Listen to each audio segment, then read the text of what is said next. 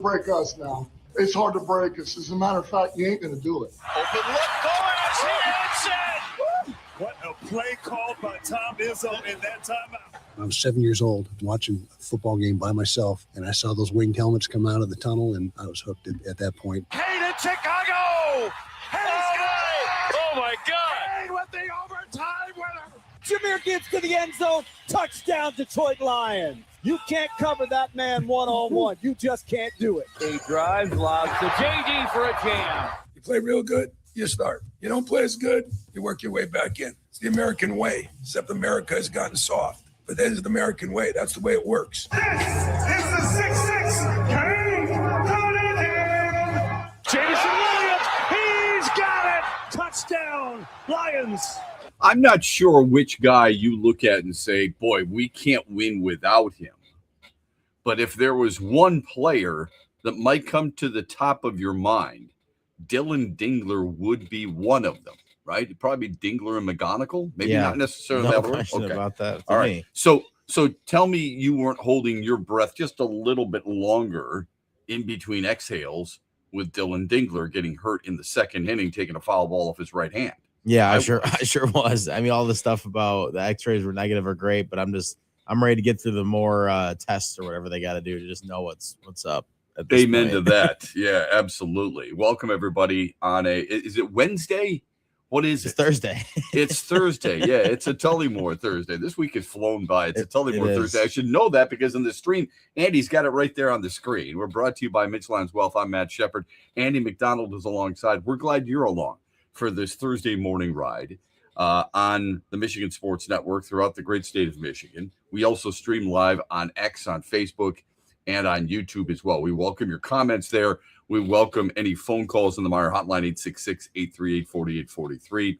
The text is Sports Radio 21,000. Tigers did beat the Athletics 6-1. They improved to 20-12 since June 1st.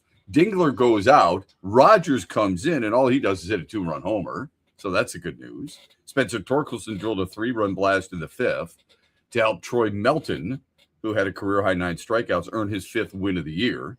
Series finale is tonight. Framber Valdez getting the start. Troy Melton in his last 2 starts, maybe too small of a sample size for you. If you need a bigger sample size, just look at his season, okay? Because if he could qualify, and he can't because of the injury earlier this year, if he could qualify, he'd be second in baseball in ERA. That's how good this dude has been. Last 2 starts, ready? 12 innings, 6 hits, no earned runs, 2 walks, 16 punchies. Not a bad resume. Yeah, no, there's no doubt about that. It's part of the reason I have not freaked out like many others have if they traded 1 or 2 players. Now, I don't like trading 2 starters. It's hard to replace them. Yeah, you're not going to win if okay.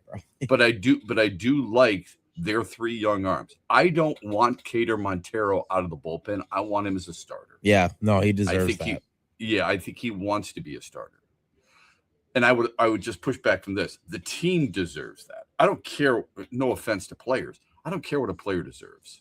I care what my team deserves.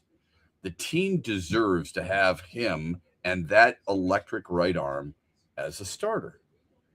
If you thought he was better coming out of the bullpen, I respect that too. That is not what this team deserves. Jack Flaherty's been really good lately. The whole starting pitching staff has been outstanding. Valdez a little shaky. I mean, if you're going to have isn't it ironic, Andy? If I said to you the weak link right now on July 9th is which starting pitcher, you'd probably say Framber Valdez, wouldn't you? Yeah, you'd have to with the way that Jack's pitched since he's come back from injury. Right on. Yeah. Right on. So I love what Troy Melton brings. I think he's got great stuff, and I can't wait to see Jackson Jobe again. Yeah, no question about that, man. Andy, when you look at we said this for months now. This market has 2 teams with 2 stars who are probably going to get traded. And I wonder which star would bring the bigger return, Tarek Skubal or Dylan Larkin? Oh, well, I guess it depends on how you look at it with what they get back. That's right. But before you jump immediately and say Scooble, because he's the best at what he does, and Larkin isn't. I was gonna say I'm not jumping to Scooble at all. Right, good. Me. I'm glad. That's good. You're smart. I would remind you that the teams that can afford him, oftentimes some of those teams, they don't need him. Now, Carlos Rodon getting hurt for the Yankees helps, but it's not like the Dodgers need him. Remember, there's only a certain number of teams that can afford to take this risk. Yeah, exactly. Whether it be prospects, or if their general manager has the same mindset as the Red Wings general manager, I have to get something. I have to get the most out of it, right? And what's the most out of Tarek Skubal? Signing him to an extension. Why did Steve Eisman not want Quinn Hughes, or did not trade for Quinn Hughes? He wouldn't sign the extension. Okay? So if that's the mindset, then you're really in trouble. Well, you're not in trouble, but you're really limited, right? Trouble would be nobody wants him, and every team would want him. But can they really afford him? Can they afford him with the prospects on the front end? And on the back end, do they look at it as a long-term investment? If I'm going to give up this many really quality prospects, I better be able to sign him long-term. Yeah, like, are you really willing to give him up? Like right now are you really willing to get him for possibly just half a season and give up all that? I mean, that's the tough answer why Dylan Larkin might bring more, because he's got 5 years left on his contract. And with the Leo Carlson offer sheet from Philadelphia for $18 million, which to me is absolutely asinine. It's nuts. Okay, but that's the way it is. I mean, think about what Kellen Carr is going to get. Right. But think about that. $18 million. Every general manager right now goes, I got a chance to get a one center at $8.7 million, and I've got him secure for 5 years.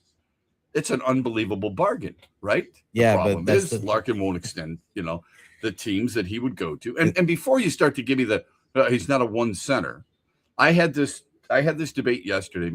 One of my son's good friends plays in the AHL, and probably going to go play in Europe next year. But he and I were talking yesterday, and he said, "Well, do you think he's a one center, Mr. Shepard?" And I said, "Well, I don't think he's a one center on a Stanley Cup championship team." But I brought up the argument you and I had yesterday. Not you and I arguing, but you and I are what you could argue for Dylan Larkin. And I said, well, he's a one center. He may not be a one center in the top 10, but he's probably a top 15. Don't you think? I think he'd be top 15. Yeah. Okay, I mean, you could try to, when you start listing off guys past like 8, 9, you start to make an argument for Larkin to probably be better than a lot of them. So this is what I asked him. I said, you're a really smart hockey guy. Who's the Stanley Cup champions? Because he said to me, do you think he's a center on a Stanley Cup championship team? I said, who's Carolina's number one center? Anybody know? Sebastian Aho? Is it Seth Jarvis? Because I hate to tell you, Dylan Larkin have more points than Seth Jarvis. He have more goals than Seth Jarvis. Yeah. He have more goals than Sebastian Aho. That's all.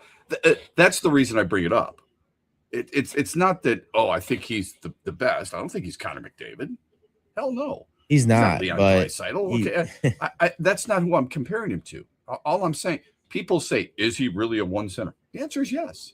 Yeah, and he could help a really good team too. I think the reason that you have to think about if he get more than Skubal, the original question you asked, is that Steve Yzerman also isn't going to give him up for what he doesn't need. And right now, Steve's in year 8. I know he's going to do his best for the Red Wings, but you have to think he's thinking to himself, we can't just go into another rebuild right now. So he's not going to give him up for non-NHL talent, I feel like. Agreed. This is a franchise probably for the next 15, 20 years, franchise-changing moment that we'll talk about as we roll on. Justin Verlander has stated this is his final season.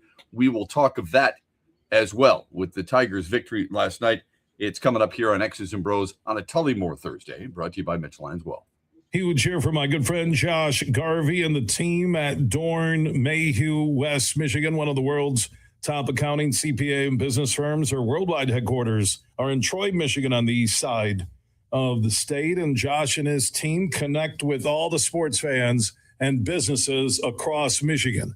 They bring you John Beeline on the Huge Show. They bring you Lomas Brown during the Lion season. They are a top shelf team when it comes to growth and understanding what their clients need. And mix in when we do the Beat Huge contests or the NCAA March Madness brackets. Thank you, Josh Garvey, for what you do for the Huge Show and the Michigan Sports Network.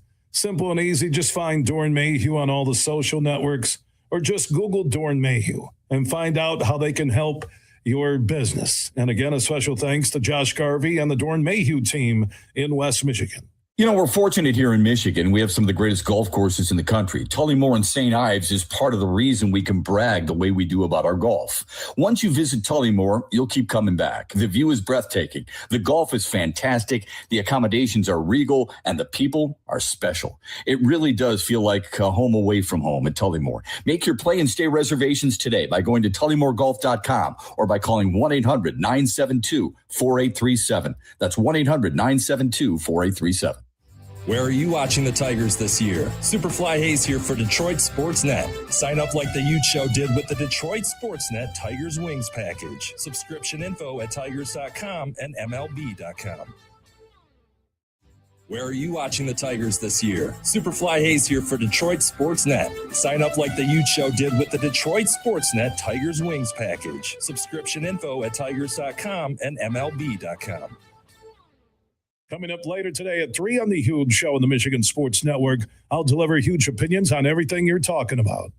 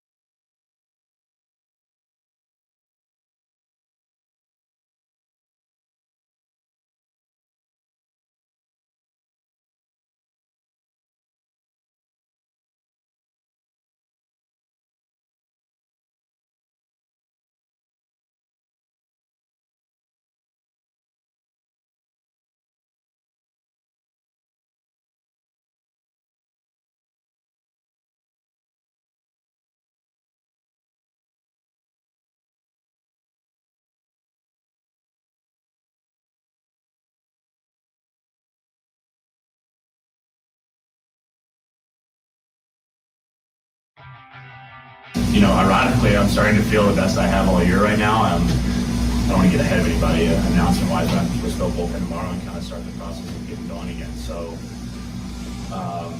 that is something I'm absolutely looking forward to. Like I said, this isn't me just saying goodbye and just sit on the bench the rest of the year. That's not who I am. That's not how I got to where I am. I'm watching these guys go out there and have fun, and watching our staff just absolutely dominate. And, I want to be part of that. So yeah, I do.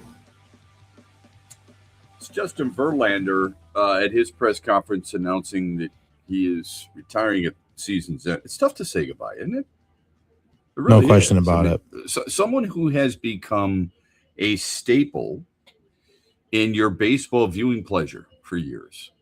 You're not watching him every day. This isn't Alan Trammell or Lou Whitaker saying goodbye, but he is a guy who spent, of his 21 seasons in the Major League Baseball, close to 13 and a half, but I'll round up. 14 have come here in a Tigers uniform. That's a big deal, man. I mean, you feel like you've lost a piece. Childhood is probably too extreme, a little dramatic, but it's sad to see it go. It's kind of why I say this to my daughter all the time. I know you want to get through the week to get to the weekend. Enjoy every day. Try to find something every day that you're going to enjoy. Same thing with our athletes. As we push them closer and closer to what we hope will be a championship, are we appreciating what they're doing? It's being a parent. Can't wait to have a child.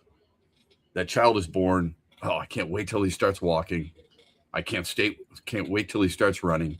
I can't wait till he starts playing T-ball. I can't wait till he starts playing coach pitch.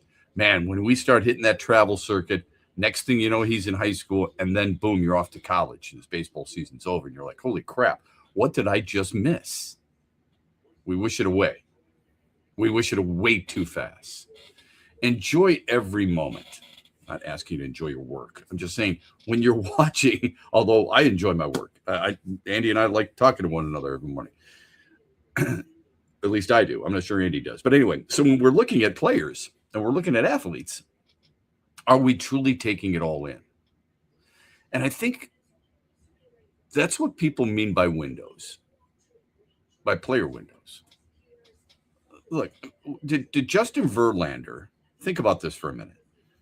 When people talk about windows, did Justin Verlander at age 39, Andy, at age 39 when he was with Houston, and he had come back, because remember, he didn't play in 2021. Do you think everybody thought his window was closed? It's absolutely they did. Yeah, I would say so. Yeah. Yeah. And what did he do that year? He went out, he won 18 games, led the league in ERA with a 1.75 and a number of other categories. And he won the Cy Young, the third Cy Young of his career.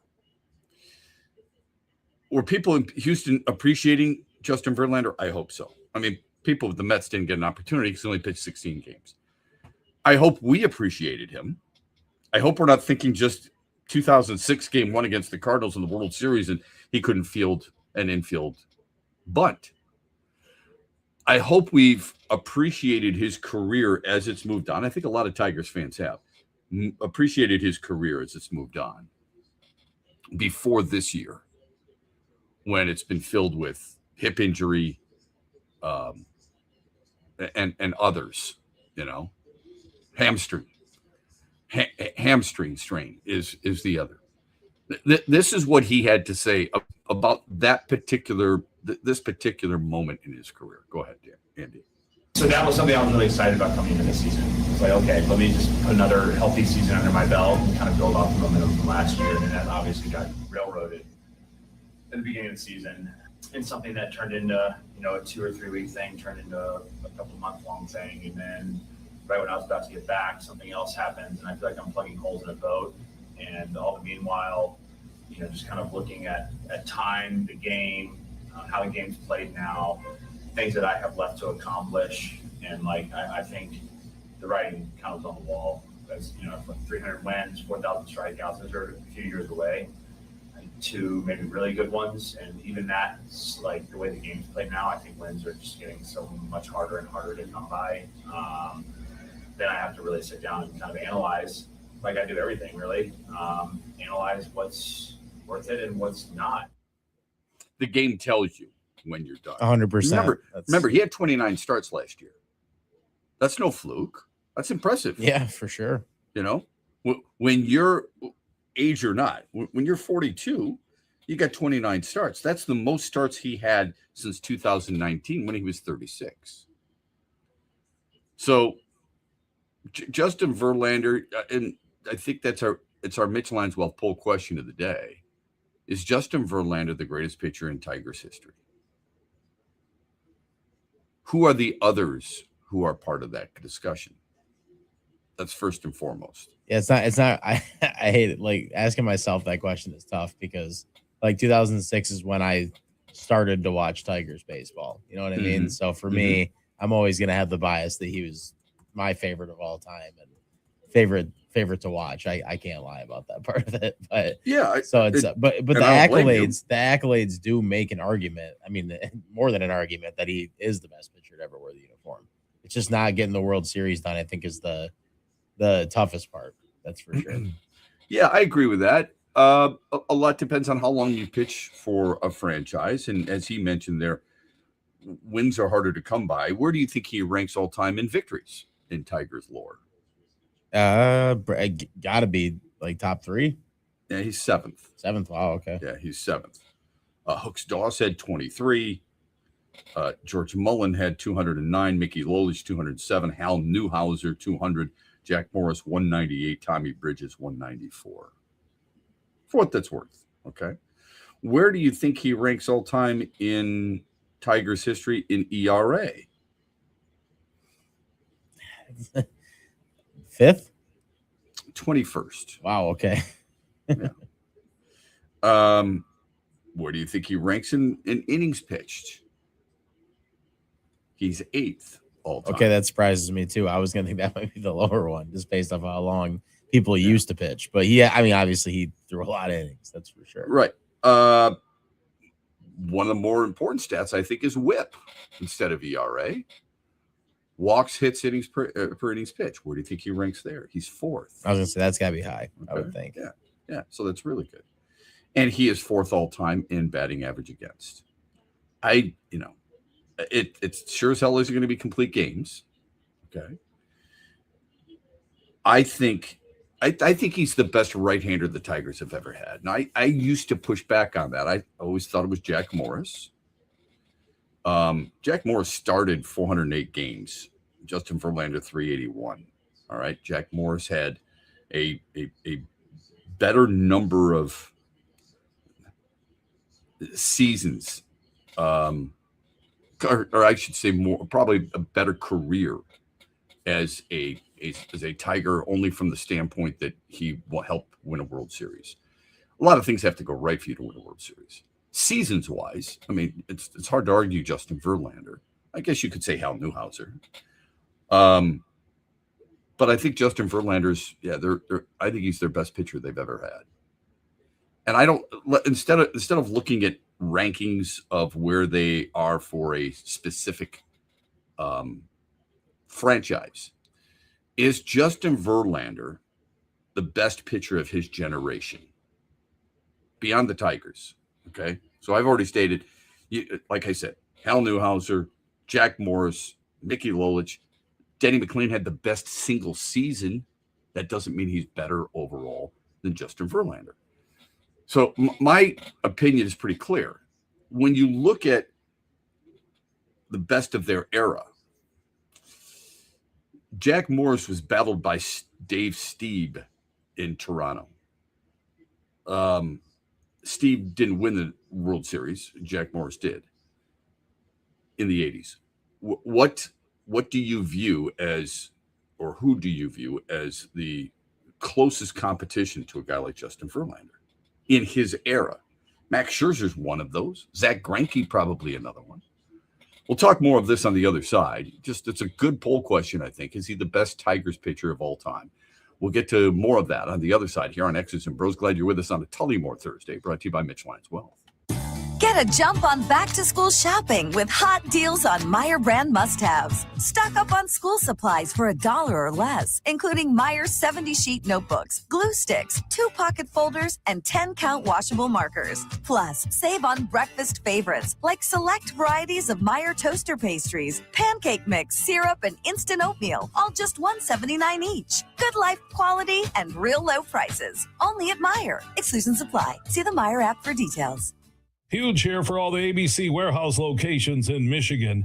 Now, if you're looking for the best prices on TVs, furniture, appliances, mattresses, and more, you need to go to abcwarehouse.com. You can shop there and also shop in person at all ABC warehouse locations across Michigan. For the one close to you, go to abcwarehouse.com. Best deals on TVs, appliances, furniture, and mattresses at all ABC warehouse locations in Michigan. Rod Stewart returns to Soaring Eagle Thursday, September 3rd. The Soaring Eagle Summer Outdoor Concert Series with special guest Richard Marx.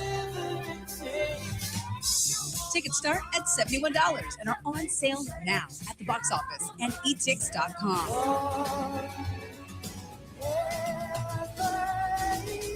One last time, Rod Stewart with Richard Marx, September 3rd, SoaringEagleCasino.com.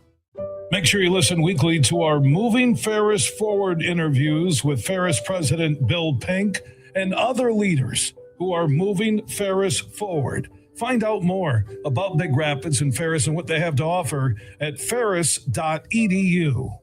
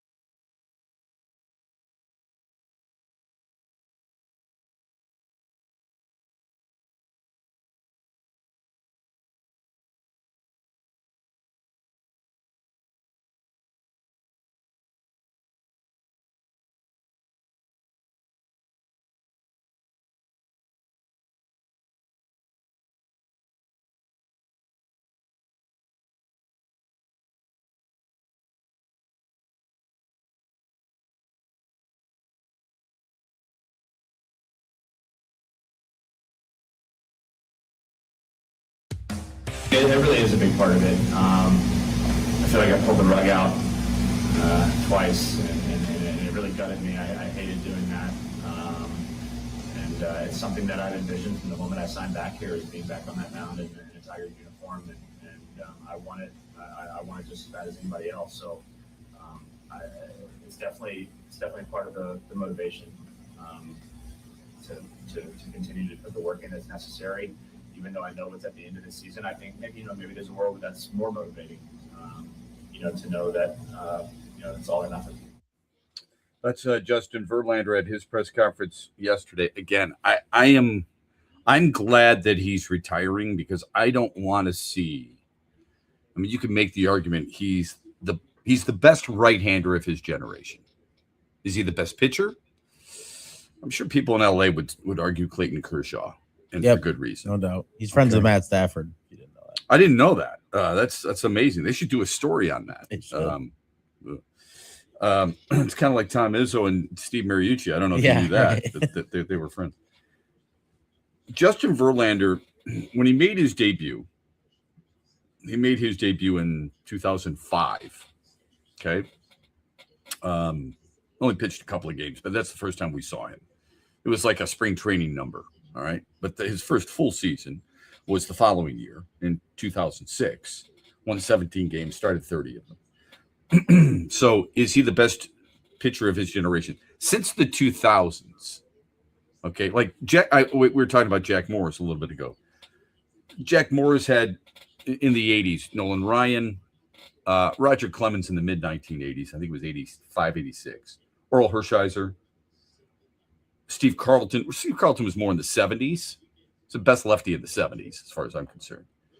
Mike Scott, who pitched for Houston, won a Cy Young. Dave Stieb, as I mentioned. Burt Blyleven, arguably the greatest curveball of all time. Those are some of the battles that Jack Morris had in the 80s. Is he better than them?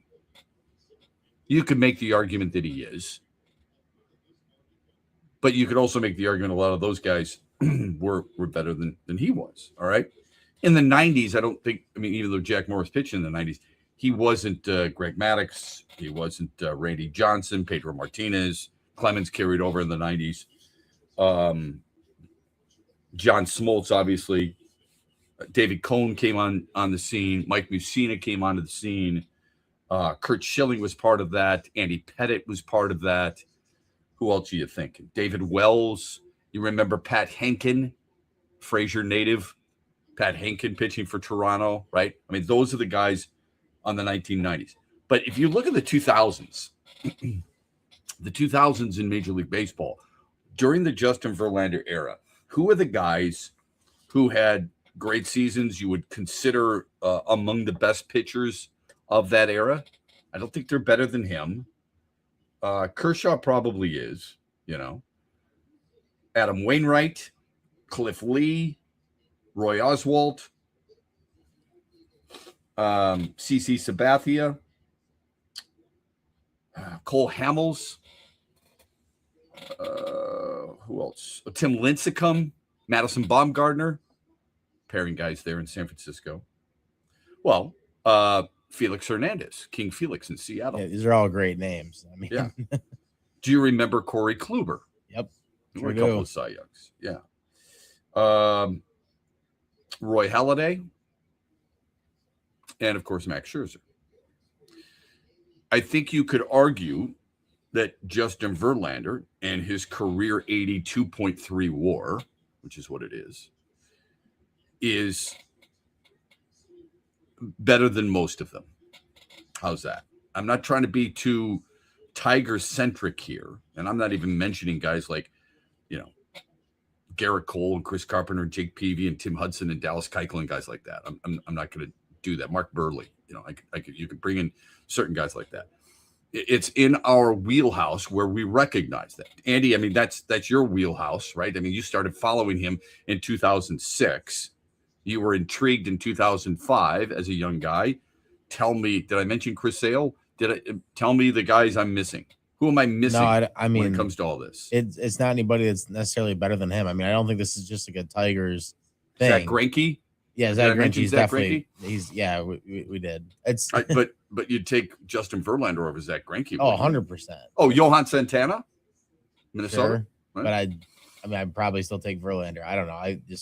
I remember growing up and thinking every time that he was on the mound, not only did I want to watch, but I thought they were going to win the game. Like I just never thought they were going to lose. And he was just one of the athletes, the way he pushed himself day in and day out, that made me want to watch them every single time. Yeah, obviously, I've heard how he was like the media and he wasn't the best with all that stuff. And like, he was hard to, like he didn't talk to anybody on game day and stuff like that. But it's okay. From the actual standpoint of him just as a pitcher, like he was so much fun to watch every time he was on the mound.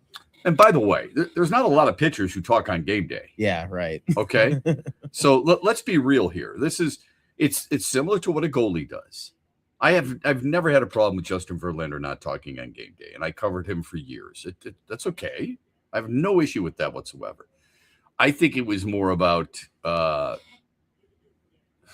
do I put this? His attitude in general toward people who were just trying to do their jobs. All right. And that's the media. He has gotten way better since, I might add. He's much more inviting. Seems pretty relaxed right now. Yeah. I mean, look, here's one of the things that will haunt him. He didn't want somebody, Anthony Fennick, from the Detroit Free Press to come in and interview him. He wasn't going to talk to the media if that guy was around. He just didn't like the guy. It's not a great way. It's not a great look. You're not going to win that PR battle, I don't think, because most people in general don't remember what that writer might have said or done. We see John Tortorella doing that as a coach in the National Hockey League with writers in New York, and he thinks it's funny. I've seen plenty of guys. Phil Kessel, tell guys to get the hell out. That they don't want them there. That's their prerogative.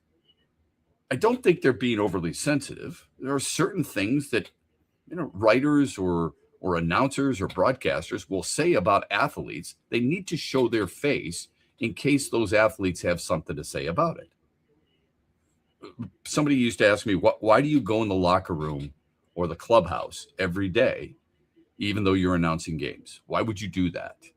They said, no, nobody does that. And I said, because I know players are listening or family members of those players are listening and they are told something.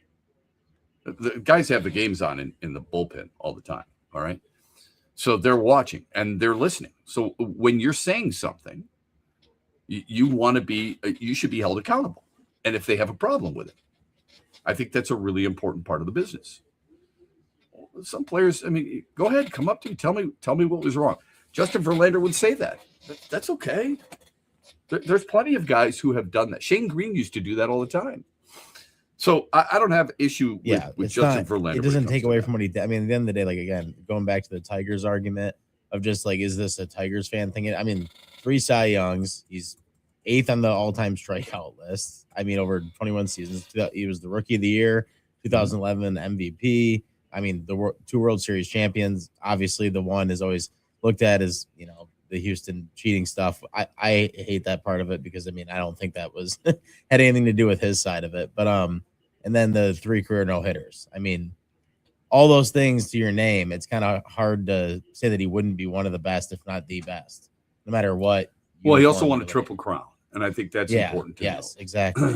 And when he comes off Tommy John surgery, and the following season, at the age of 39, as we brought up, he led the league in ERA with 1.75.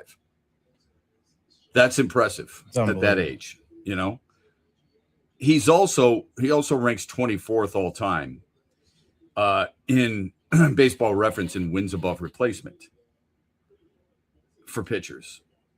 That's impressive. So there's a lot that we can talk about with his resume. This is a little bit of a stretch. Only Roger Clemens, though, and I think this is important. Roger Clemens finished in the top 5 Cy Young voting more oftentimes than Verlander. Now, Verlander, Maddox, and Randy Johnson all finished 9 times in the top 5 in Cy Youngs. So we look at the Cy Youngs, and I get it. But to finish in the top 5 tells you something, too.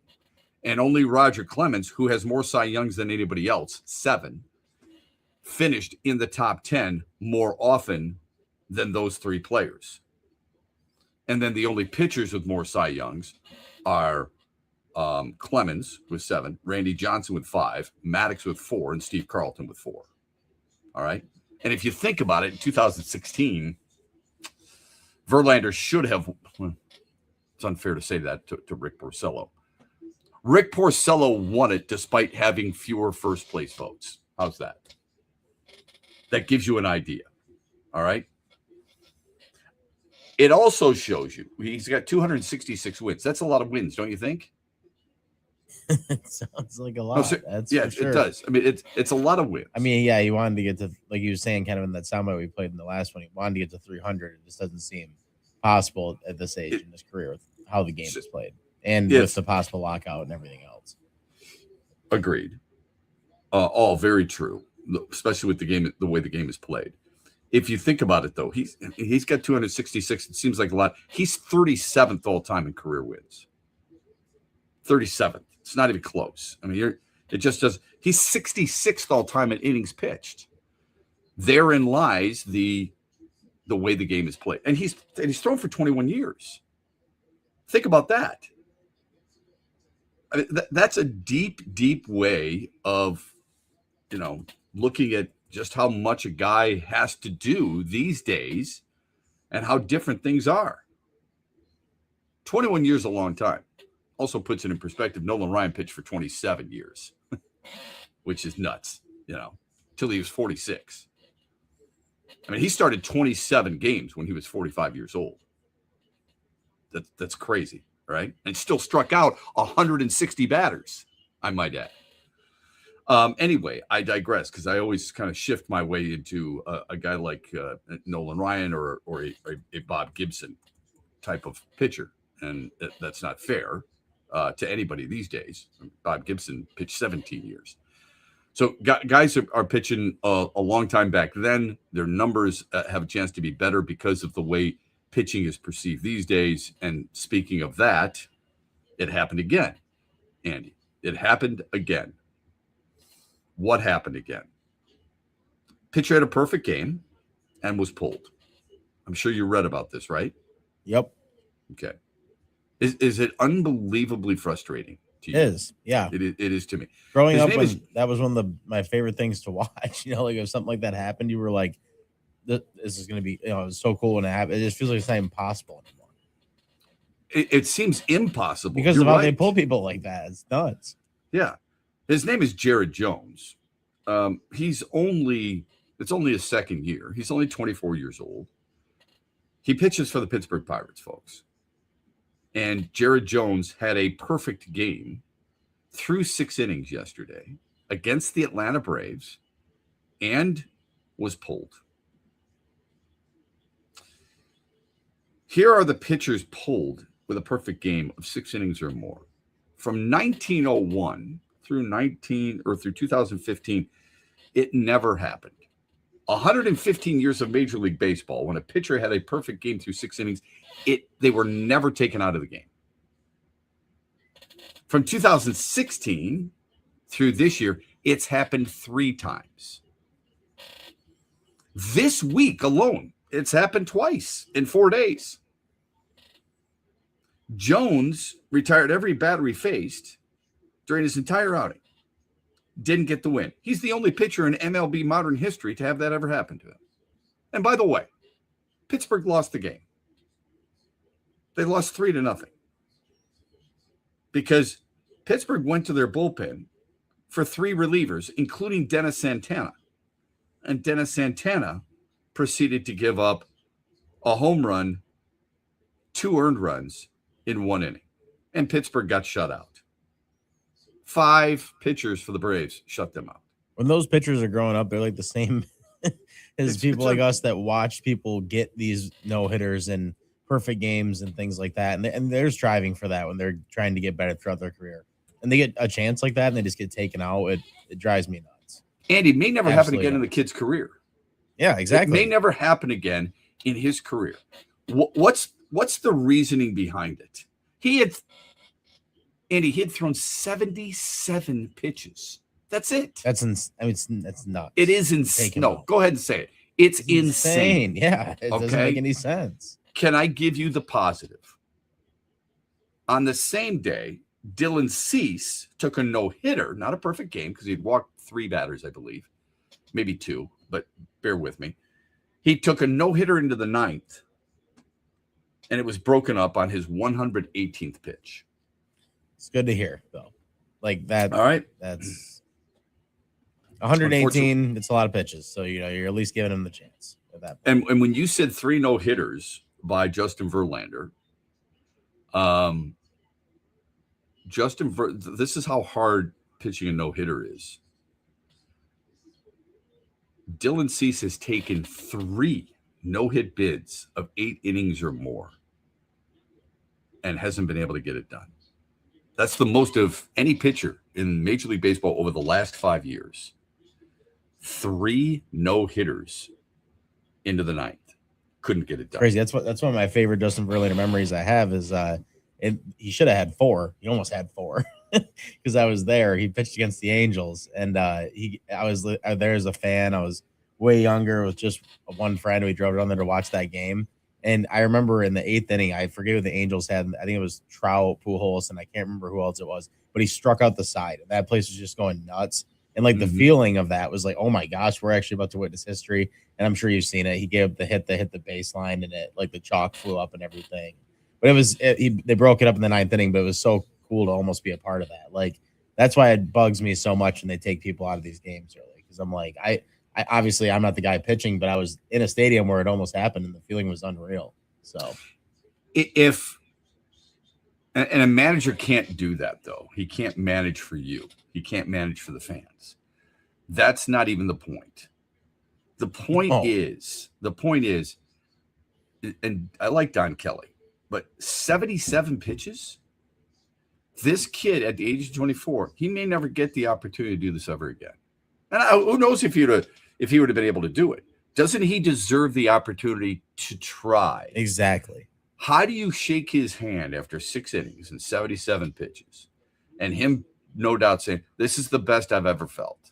This is the stuff. This is what it's all about right here." How do you say to him with a straight face, "You're done. I'm going to turn it over to my bullpen"? You can't do that. He did have, look, he had 22 starts a year ago. This is his 8th start this year. Okay. And when you look at pitches, he threw 81 pitches a couple of games ago. So to me, it makes absolutely no sense. And this is what people hate. And I use that word for effect. This is what people hate about the game today. It drives them absolutely crazy. Fortunately, Justin Verlander has been able and been given the opportunity to finish games in his career, 24, I think, complete games, and thrown the 3 no-hitters. All right, some quick nuggets from the game last night. Also, where does Aiden Hutchinson rank among edge rushers? That plus Andy at 8:18. Andy's going to fix some things. The Huge Show, Huge Opinion at 8:35 with us on X's and Bros on a Tullymore Thursday, brought to you by Mitch Lyons Wealth. The stock market goes up and then it goes down. It's fine while you're saving for retirement, but as you get closer to retirement, it can cause stress. Mitch Lyons here, founder of Mitch Lyons Wealth. In my NFL days, the season could be a real roller coaster and a lot of fun, but roller coasters in retirement aren't as much fun. Do world events have you wondering if your retirement is safe? Will your money last even if the stock market were to take a dive? Have you had your retirement account stress tested to see what kind of risk you're actually taking? Let's not leave your retirement to chance. Hope is not a plan. Contact the pros at Mitch Lyons Wealth today and put us to work for you. Let's ensure your plan works even if the stock market doesn't. Text PLAN, P-L-A-N, to 844-867-8335. That's PLAN to 844-867-8335. MitchLyonsWealth.com, your best game plan to protect, grow, and win retirement. Investment advisory services are offered through MLW Advisory Services, LLC, DBA Mitch Lyons Wealth, a registered investment advisor. Huge here for the Carmody brothers and all the Buffalo Wild Wings across Michigan. You can watch the end of the World Cup at all Buffalo Wild Wings in Michigan. Yes, the U.S. has been bounced, but the best teams in the world remain. And you can watch all the games on all the TVs at all Buffalo Wild Wings locations in Michigan. Every single World Cup game that's left, you can cheer for my good friend Josh Garvey and the team at Dorn Mayhew, West Michigan, one of the world's top accounting, CPA, and business firms. Our worldwide headquarters are in Troy, Michigan, on the east side of the state. And Josh and his team connect with all the sports fans and businesses across Michigan. They bring you John Beeline on the Huge Show. They bring you Lomas Brown during the Lions season. They are a top shelf team when it comes to growth and understanding what their clients need. And mix in when we do the Beat Huge contests or the NCAA March Madness brackets. Thank you, Josh Garvey, for what you do for the Huge Show and the Michigan Sports Network. Simple and easy. Just find Dorn Mayhew on all the social networks or just Google Dorn Mayhew and find out how they can help your business. And again, a special thanks to Josh Garvey and the Dorn Mayhew team in West Michigan. Celebrate the soul of folk and Americana. The Lumineers Automatic World Tour comes to Soaring Eagle Casino and Resort Sunday night, July 19th, with special guest Josiah and the Bonnevilles, part of the Soaring Eagle Outdoor Summer Concert Series. Tickets start at $67 and are on sale now at the box office or online at etix.com. Showtime 8 p.m. See the Lumineers live with Josiah and the Bonnevilles, July 19th at Soaring Eagle Casino, SoaringEagleCasino.com.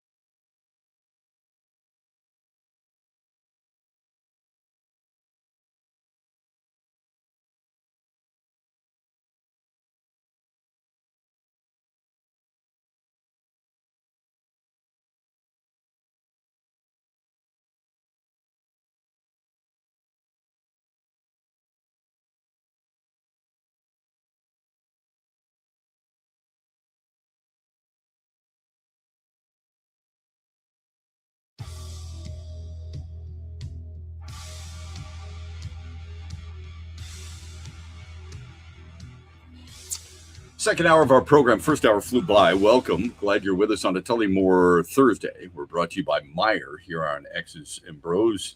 I'm Matt Shepard. Andy McDonald alongside. Good to text question for us. It says, Shep, if the question is best Tigers pitcher, I think JV is top 2 or 3, maybe even 1 in Detroit history. But to me, better overall career, I would say Jack Morris.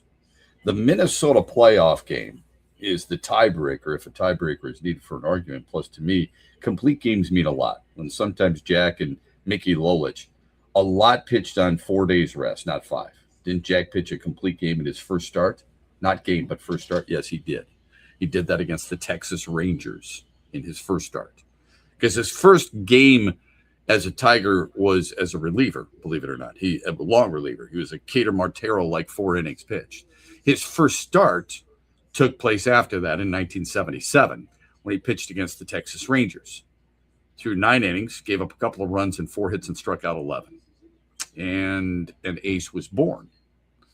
Yeah, everybody remembers Jack Morris for the game against Minnesota. It was truly, he was with the Minnesota Twins, is the point. It truly was one of the better performances in history. I think it was 1991. It was simply amazing. That year, by the way, he started 35 games and completed 10 of them. Even Jack Morris back then, while many people were making a big deal of it, from what I can deduct, I wasn't around on talk radio back then. Okay, I wasn't even into these types of numbers and this type of discussion back then. But it's not like he was Denny McClain or Mickey Lolich or Bob Gibson or Sandy Koufax or pitchers of that ilk. That's what they were saying back then. It's great Jack Morris is completing games. There's 17 complete games. Good for him. Way to go. Look at, so each generation does this. They do this kind of stuff. So as we say these things, we have to keep in mind what was taking place during that time. All right? I'm not going to debate that Jack Morris is the best Tigers all-time pitcher. If you believe that, so be it. You have a great argument for it. I would say Hal Newhouser. Hal Newhouser won a World Series. Okay, Hal Newhouser he wasn't just, they didn't have Cy Youngs back there. He was the MVP in back-to-back years. MVP. And helped the team win a World Series in 1945.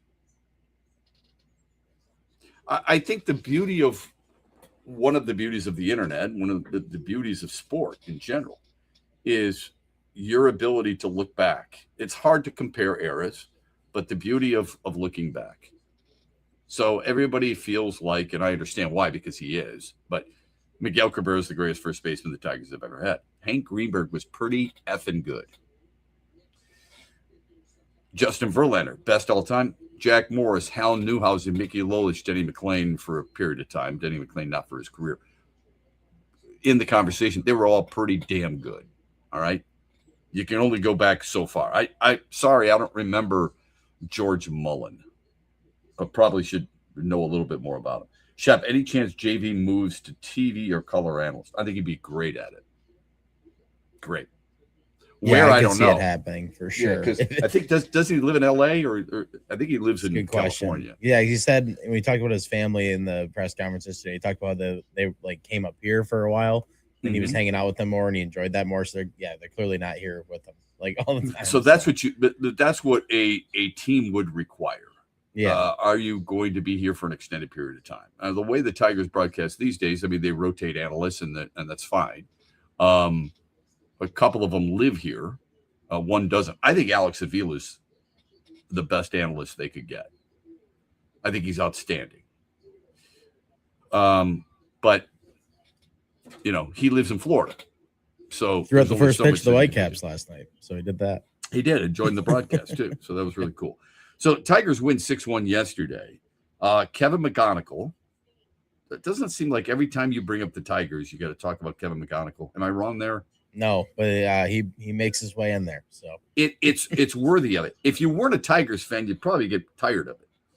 But it's worthy of it. No, but I do think there was a point when they were playing pretty bad where he was still doing good, and we really didn't talk about him as much. You know, like I feel like I think you're right. And you're right. The season he's having is truly unbelievable right now.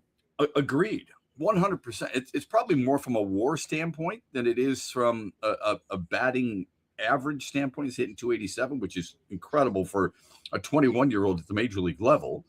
And it's ironic because 15 years ago yesterday, Mike Trout made his major league debut at age 19. And I think it went 0 for 3. But anyway, you look at what McGonigal, he went 1 for 3, so it doesn't jump out at you, but he also walked again. And that means 54 times this year, he's been on base multiple times. That extends his American League rookie record before the All-Star game. To me, when people start talking about his numbers and we get wrapped up in batting average and on-base percentage, and it's fair. You should get wrapped up on it because it's really impressive. You know what I look at? First and foremost, and this is the reason I said he's going to hit at the top of the order. I don't know why he hit third yesterday and Matt Vierling first. To me, that makes no sense. Whatever. But who am I? I look at his walk and strikeout. Kevin McGonigal has played 89 games. His wins above replacement are 4.9. All right, which is unbelievable. That's the so most good. Eye-popping statistic of that kid's season is that right there, his WAR. Anyway, that's by Baseball Reference. It's not F-WAR. It's not Fangraphs WAR. It's 4.9 on Baseball Reference. Isn't Pete Armstrong is like the highest WAR, right? I believe in the major leagues right now. I'll search to make sure. I think it's like 5.5, but yeah, he's the only player with 20 homers and 20 stolen bases. Okay, Pete Crow Armstrong. That's your list. Yeah, he's at 5.5 right now. It's pretty damn good, and that's the highest in the majors. So okay, McGonigal's second. Like I think Bobby Witt's the best player in the American League, which some people would be like, "What? Are you kidding me?" Aaron Judge. I think Bobby Witt is. Bobby Witt's WAR is 4.8. All right. Like people aren't saying a whole lot of that. He's batting 290. He's got 20 bombs. Or 12 bombs. I'm sorry. He's got 20 doubles. I apologize. Anyway, Kevin McGonigal is got a 4.9 WAR. Look at his of 89 games played. Look at his strikeouts and look at his walks. He's got 59 free passes and 53 strikeouts. It's not Tony Gwynn-esque. It's not George Kell when he won the batting title. That is a hell of a statistic. Let me put it in perspective. You were just talking about Pete Crow Armstrong, right? Yep. And you talked about he leads the majors in WAR, and that's true. 21 homers. He's got 23 swipes. He's got 52 runs batted in. He has struck out 102 times. Okay? He's got fewer walks than McGonigal, 42, and he's got double the strikeouts, almost double the strikeouts. The fact that there was even a conversation of if McGonigal should be in the All-Star game or not is kind of funny. I don't know who had that conversation, but you should walk away. Yeah. Sometimes it's okay to just run away and say, you know what? What is wrong with you? Like some people want to argue just for the sake of argument. That would be a really dumb argument. He's one of the best players in the league right now. I don't know how you argue it. There's no question about that. He is literally one of the best baseball players in Major League Baseball. Now, is he a complete player? No, but not many players are. I like Kyle Schwarber. He's not a complete player. He doesn't play the outfield. He's a DH, right? I like Yordan Alvarez. He's not a complete player. So there's not many. That's why Pete Crow Armstrong gets so much love right now. Although earlier this year, he was struggling defensively. I don't think Kevin McGonigal's got this howitzer of an arm. I don't think he's got unbelievable range. So he's not a 5-tool player. He's pretty. I'll take him every single day of the week. Yeah, he's still solid on defense. Holy crap, he's okay. Yeah, he does a good job. He's not going to make you forget Bobby Witt. There's no Ozzie Smith or Alan Trammell in him, but you know what? He's steady. I'll take him. Our phone number on the Meyer hotline, 866-838-4843. The text line, Sports Radio 21,000. Remember, he's only 21. If I'm going to sit here and talk about Jalen Duren being only 22, give him some time, I'm going to do the same thing with Kevin McGonigal, and he's proven a hell of a lot more at his age than Jalen Duren has at his. We're back after this on a Tullymore Thursday, brought to you by Meijer. Huge here for the Michigan High School Athletic Association. You can stay up to date on the latest from Lansing 24/7 at MHSAA.com, at MHSAA on Twitter, and MHSAA on Facebook. The latest news, press releases, and stories connected to every high school in the state of Michigan, available for you 24/7 from the Michigan High School Athletic Association. Log on to MHSAA.com, at MHSAA on Twitter, and MHSAA on Facebook. And if you're looking for archive boys and girls high school sports, MHSAA.TV. That's MHSAA.TV. 24/7, everything you need to know about high school sports in Michigan. Log on to MHSAA.com. Farrah's Coffee has been family owned and operated for over 100 years. Its popular Den Blend and Dark Roast is more than coffee and more than the official coffee of the Detroit Lions. It's a call to rise. Farrah's Coffee and the Lions are the perfect match. They embrace those who show up early, cheer loud, and never back down. Den Blend is perfectly roasted in Grand Rapids and provides the ultimate fuel for fans who wake up and roar. Whether you're tailgating at the game or cheering from your couch, Den Blend is your go-to coffee for your game day ritual. What's up, Michigan? You're listening to my good friend Shep. The Huge Show is coming up later today at 3, right here on the Michigan Sports Network.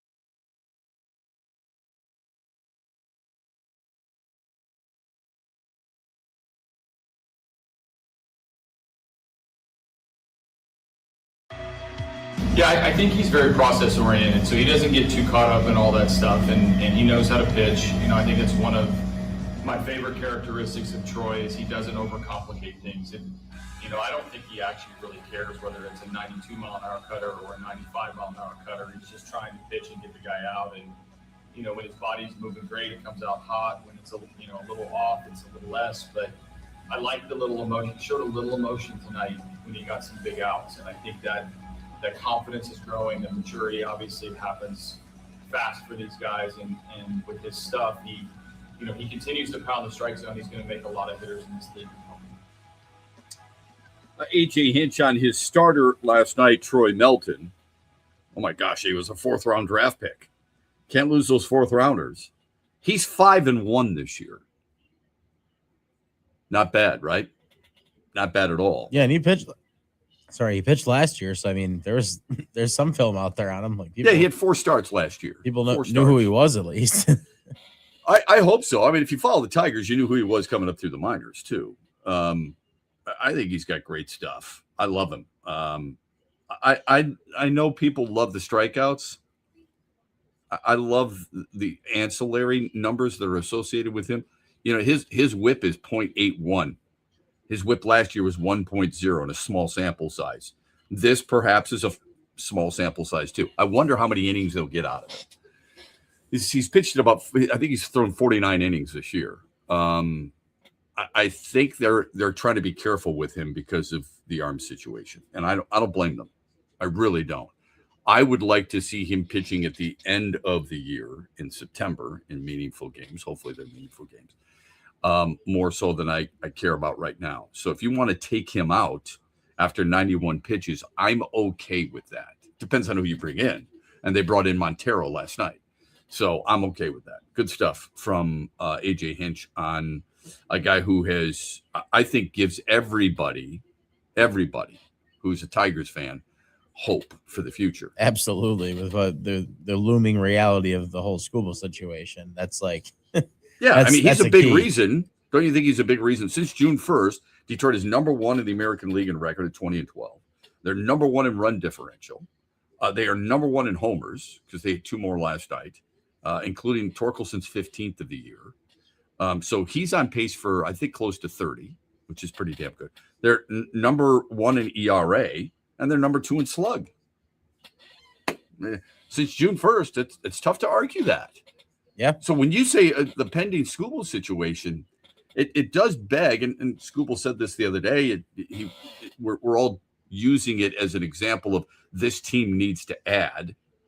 His quote, we had some unlucky losses, beat ourselves up a bit, some injury stuff, including myself. Hopefully the decision makers see that we're a very good team and it's not sell at the deadline, it's add.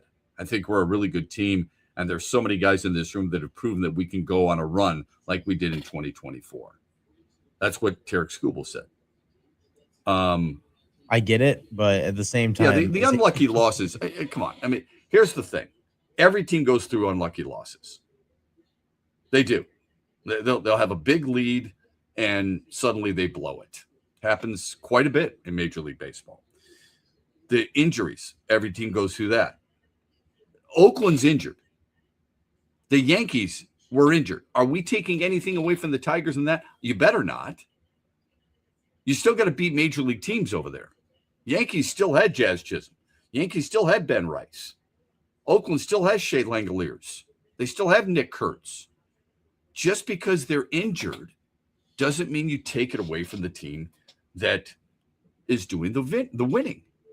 And I wouldn't do that for the team that's beating the Tigers. So if I'm not going to do that, or if I'm not going to sit there and try to tell you, oh, we're injured. Hey, I'm not doing that for the other team either. The Tigers needed to find a way when they were injured. And I think their pitching staff has proven that they can win without Tarek Skubal. You like to have him in there because he's your best pitcher, but you still have the opportunity with others, good enough arms to win in other ways. The difference is their offense. The pitching has been rather consistent. It's been great. I mean, that's the thing about his quote is like, I mean, what's he going to say? That he doesn't want him to add, that they should sell? Like, of course. Well, you don't have to say anything, I suppose, but yeah, I mean, Look, everybody wants to win. If you don't want to win, get the hell out of the sport and get the hell out of my clubhouse too. He wants to be here. And I think, you want that as an athlete. He wants to win here clearly, but at the same time, he has to kind of know who his agent is and that he's probably not going to get paid here. Right. I mean, that's gotta be in his mind. Like, well, I don't know if he wants, look, this is no offense to you. I get tired of the whole, he wants to be here. Show me. I get it. Yeah. Because he instead of telling me you want to be here, show me you want to be here. I don't believe that at all. I get it. Do you have to be Dylan Larkin to tell me that you don't want to be here? By you not signing a contract, how come we can sit there and say Jalen Duren doesn't want to be here?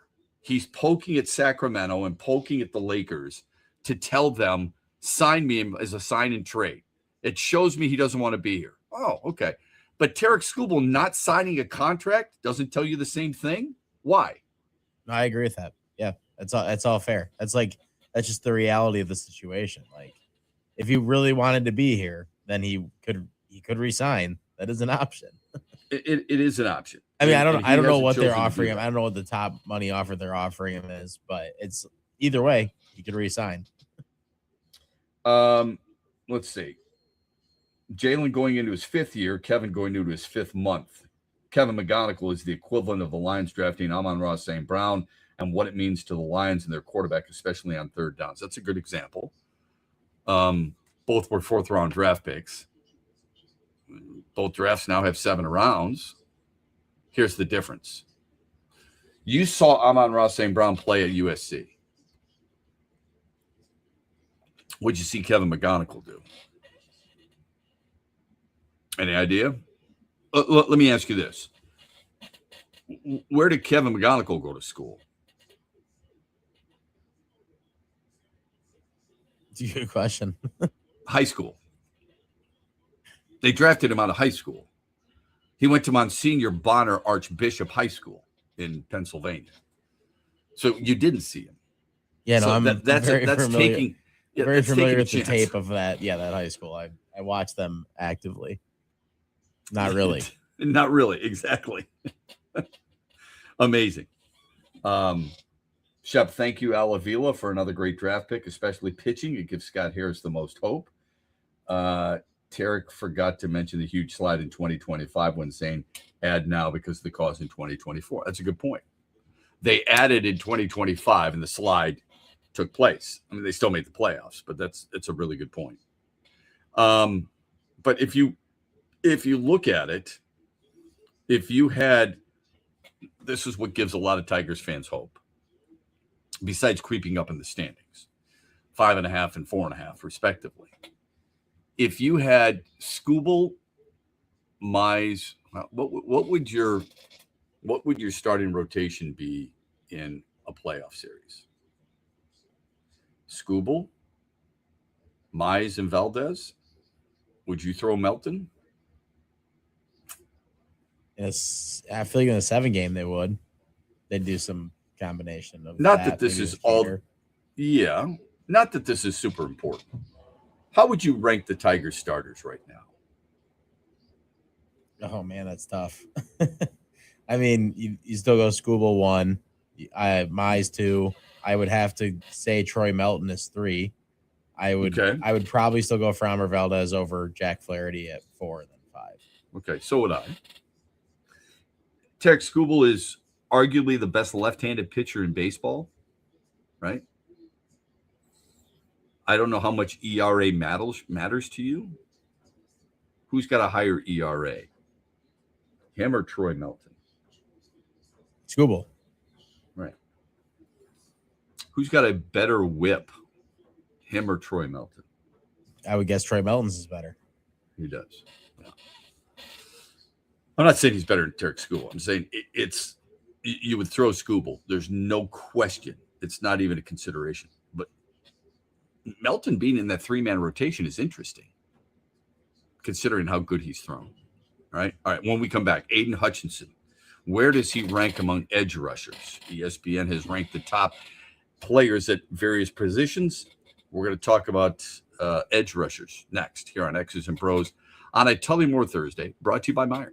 Ferris Coffee has been family owned and operated for over 100 years. Its popular Den Blend and Dark Roast is more than coffee and more than the official coffee of the Detroit Lions. It's a call to rise. Ferris Coffee and the Lions are the perfect match. They embrace those who show up early, cheer loud, and never back down.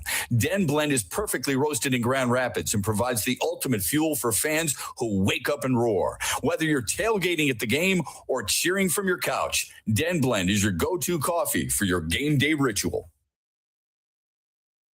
Our state is Mecca for golf, and one of Michigan's crown jewels is Tullymore and St. Ives, two world-class championship courses in one charming and beautiful location. The golf is challenging but fair. You're going to use every club in your bag. But let me tell you what makes Tullymore really special. It's the people. From the wait staff to the bartenders to the pro shop and the management, their sole purpose is to give you a memorable experience, and they do. Go to TullymoreGolf.com today and experience a Michigan masterpiece.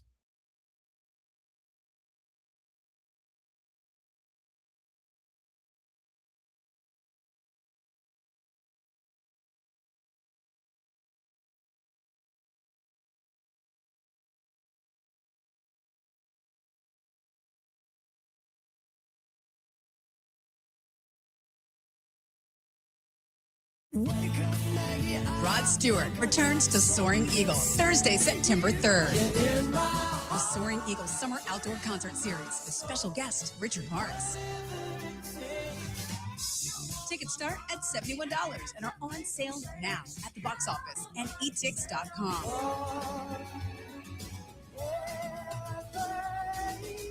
One last time, Rod Stewart.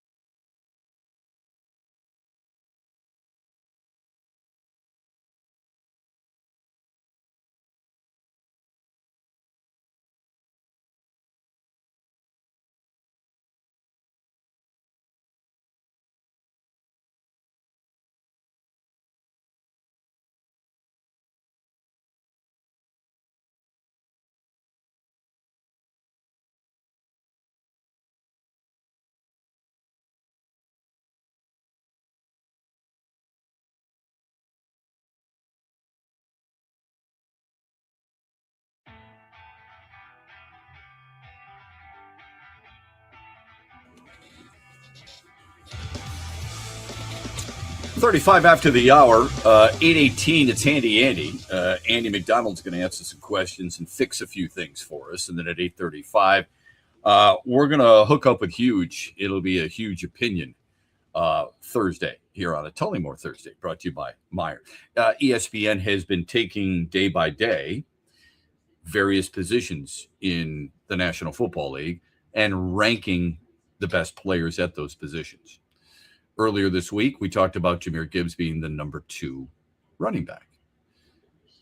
The cornerbacks were, needless to say, there was no Lion involved at all. I will say this before we get to the edge rushers today and where you think Aiden Hutchinson would rank. I would say this, and when they signed him to a 1-year contract, I was all in. I thought the Roger McCreary signing was strong. I had no idea that Terrion Arnold would want to, fight the law. I had no idea that we would have a lasting impression of him in a red prison jumpsuit, that he would be part of some type of video proof that 2 people were being robbed and kidnapped, and that he would be associated with it. So you didn't picture that movie. I couldn't picture that movie. Yeah. I didn't realize that he would have to take his earrings out and his chains and give them to an officer as he was being checked in to figure out which cell he was going to sit in for a while. Why anybody rents an Airbnb and leaves $250,000 around, I have no idea. Okay. Can't relate. But you and I can't relate to a lot of things that professional athletes do. Anyway, before all that, when they signed Roger McCreary, I liked the move. Go back and listen to the show. I thought it was a really strong pickup. Before being traded to the Rams and recovering from his injury, he recorded a defensive grade at Pro Football Focus. I know, you get tired of it. We get tired of hearing it from Chris Collinsworth. I'm with you on that. But he recorded a 78.2 Pro Football Focus defensive grade that tied with Quinyon Mitchell for 12th among 93 qualified cornerbacks. Week 17 through the Super Bowl. His overall coverage grade ranked 10th among cornerbacks during that span. Okay? This was done while playing 47% of the snaps at outside corner, 29.5% in the slot, 20.5% in the box. Okay, that's a pretty deep dive into what Roger McCreary did a year ago. ESPN recently came out with breakout candidates for all 32 teams. I don't know if he's a breakout candidate. Okay, you know who I'd love to have as a breakout candidate for the Lions this year? I would jump on my roof and sing from the rooftop if Enos Rakestraw would be a breakout candidate. I would love it if Christian Mahogany was a breakout candidate. It means there are 2 positions that I'm really worried about that would get fixed. But ESPN's breakout candidate, and they pick out 1 player for every single team. So, for example, the Bears is Luther Burden, the wide receiver. All right. But for the Lions, they have Roger McCreary. And here's what they write. Tons of cornerback snaps were already up for grabs for the Lions before Terrion Arnold was cut following his arrest in Florida on felony charges of armed robbery and kidnapping. Thanks for the reminder. The contenders for the jobs are Rock Yassin, Keith Abney, Enos Rakestraw, and McCreary. Now, as I read that, and you're driving or you're listening, and I say the name Enos Rakestraw, are you laughing your ass off like I am when I first read this? Yeah, no, for sure. That's pretty crazy. Okay, because it's McCreary, it's Rock Yassin, and it's Keith Abney. Enos Rakestraw, I'm hoping that dude makes the team. Yeah, we're just hoping he plays. Yep. Yeah. Anyway, they write McCreary was a rookie starter, productive one at that, for the Titans in 2022. He can play inside, he can play outside. He lacks length, makes him better suited for the slot work. Still, he's smart in zone coverage, physical enough to survive against the run, and plenty sticky when it comes to man-to-man. Much of his game similar to that of Amik Robertson, who thrived in Detroit before signing a deal in Washington this past offseason. I'm buying a McCreary bounce back. I'm not asking you to not worry at all about the Detroit Lions and their secondary. Because you probably should still. You should. Absolutely, you should. I'm worried about it. I think you should be too. Worry might be a strong word. How about playing a wait and see? Yeah, like we can take their word for it, but they're not gonna talk bad either. Like Dan Campbell, I'm saying stuff. They're not gonna come out and say, "Oh, our secondary sucks." You know what I mean? Like you can't. Right. I think people have forgotten though, Andy. They've forgotten this guy's been a starter in the National Football League. He's played 61 games in the NFL. No question. In 4 years, 61 games, which is strong. Okay. 17 one year, 15 the next, 15, 14. Okay. And then 14 a year ago. And he started 38 of the 61 games. So he's a starter in this league that you can lean on. Now, is he a one? No, he's not. He wasn't a one in LA. He wasn't a one in Tennessee, but he can play. I like it. And he's going to have to prove to me on a way where I shouldn't like it. When it comes to, and I think he can help. I do. I think he's going to help this team. Where the biggest help this team can get is an edge rusher, Derek Moore specifically, opposite of Aiden Hutchinson. That's where this team will really get a lot of benefit, because that's where the secondary gets some help too, right? The pass rush is going to help the secondary. The secondary is going to help the pass rush. And they're a little bit deeper at that position. How deep remains to be seen. Is it going to be DJ Wanham? Is he listed first on the depth chart because he's a veteran and Derek Moore's not? Perhaps. Is it going to be Tyler Lacey? Okay. Maybe as a guy who takes, 30% of the snaps, 40% of the snaps. We'll see what happens. But overall, when executives and scouts and coaches were asked the top pass rushers, the top edge rushers in football, where did they go? Myles Garrett is an obvious one at number one. Number two is surprising to me. Max Crosby is a guy I think would have garnered more votes. He ranked fourth. So what ESPN does, in case you're new to it, they give the highest ranking a player gets and the lowest ranking and where they ranked a year ago. Myles Garrett, the highest ranking for Myles Garrett was number one. The lowest ranking was number one. Last year, he was number one. He is the best edge rusher in the game and one of the greatest of all time, especially when you're coming off our NFL record 23 sacks. Although, just look up Bubba Baker, please. Anyway, because he had 23 and a half. Micah Parsons is number two. Highest ranking 2, lowest ranking 5. Last year, he was ranked third. Remember this. He tore an ACL in December. But they're talking about when he's healthy. Fair enough. Who's number 3? If Max Crosby's 4, if Myles Garrett and Micah Parsons are 1 and 2, who's number 3? Is it Hodge? It's Will Anderson Jr. Will Anderson, that makes a lot of sense. Highest ranking 2, lowest ranking 8 last year. He ranked 8th. Where do you think Aiden Hutchinson ranks? I'm sure you already know this because you follow sports.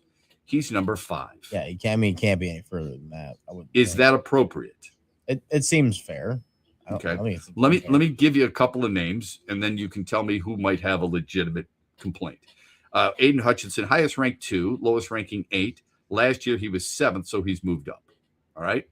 They write Hutchinson's unique skill set makes him a steady climber up the board, similar to Anderson. Last season, Hutchinson ranked 2nd in pressures, 3rd in quarterback hits, 2nd in forced fumbles, and 4th in sacks. Top 5 all around right there. That's pretty damn good. Yep. Complete performance coming off a serious leg injury that cost him more than half the campaign. His 950 snaps were first among defensive linemen. That's also that's a more important stat than people might think too. Agreed. Andy, at this time a year ago, you and your buddies in the Channel 8 newsroom and you and your buddies at home after your golf league, where you shoot a 42 and you're buying drinks for everybody. We'll see about that. You guys were all what? Everybody was concerned about Aiden Hutchinson. Oh boy, well, he's coming off a leg injury. 950 snaps. 91% of the snaps, top 5 in all the significant categories?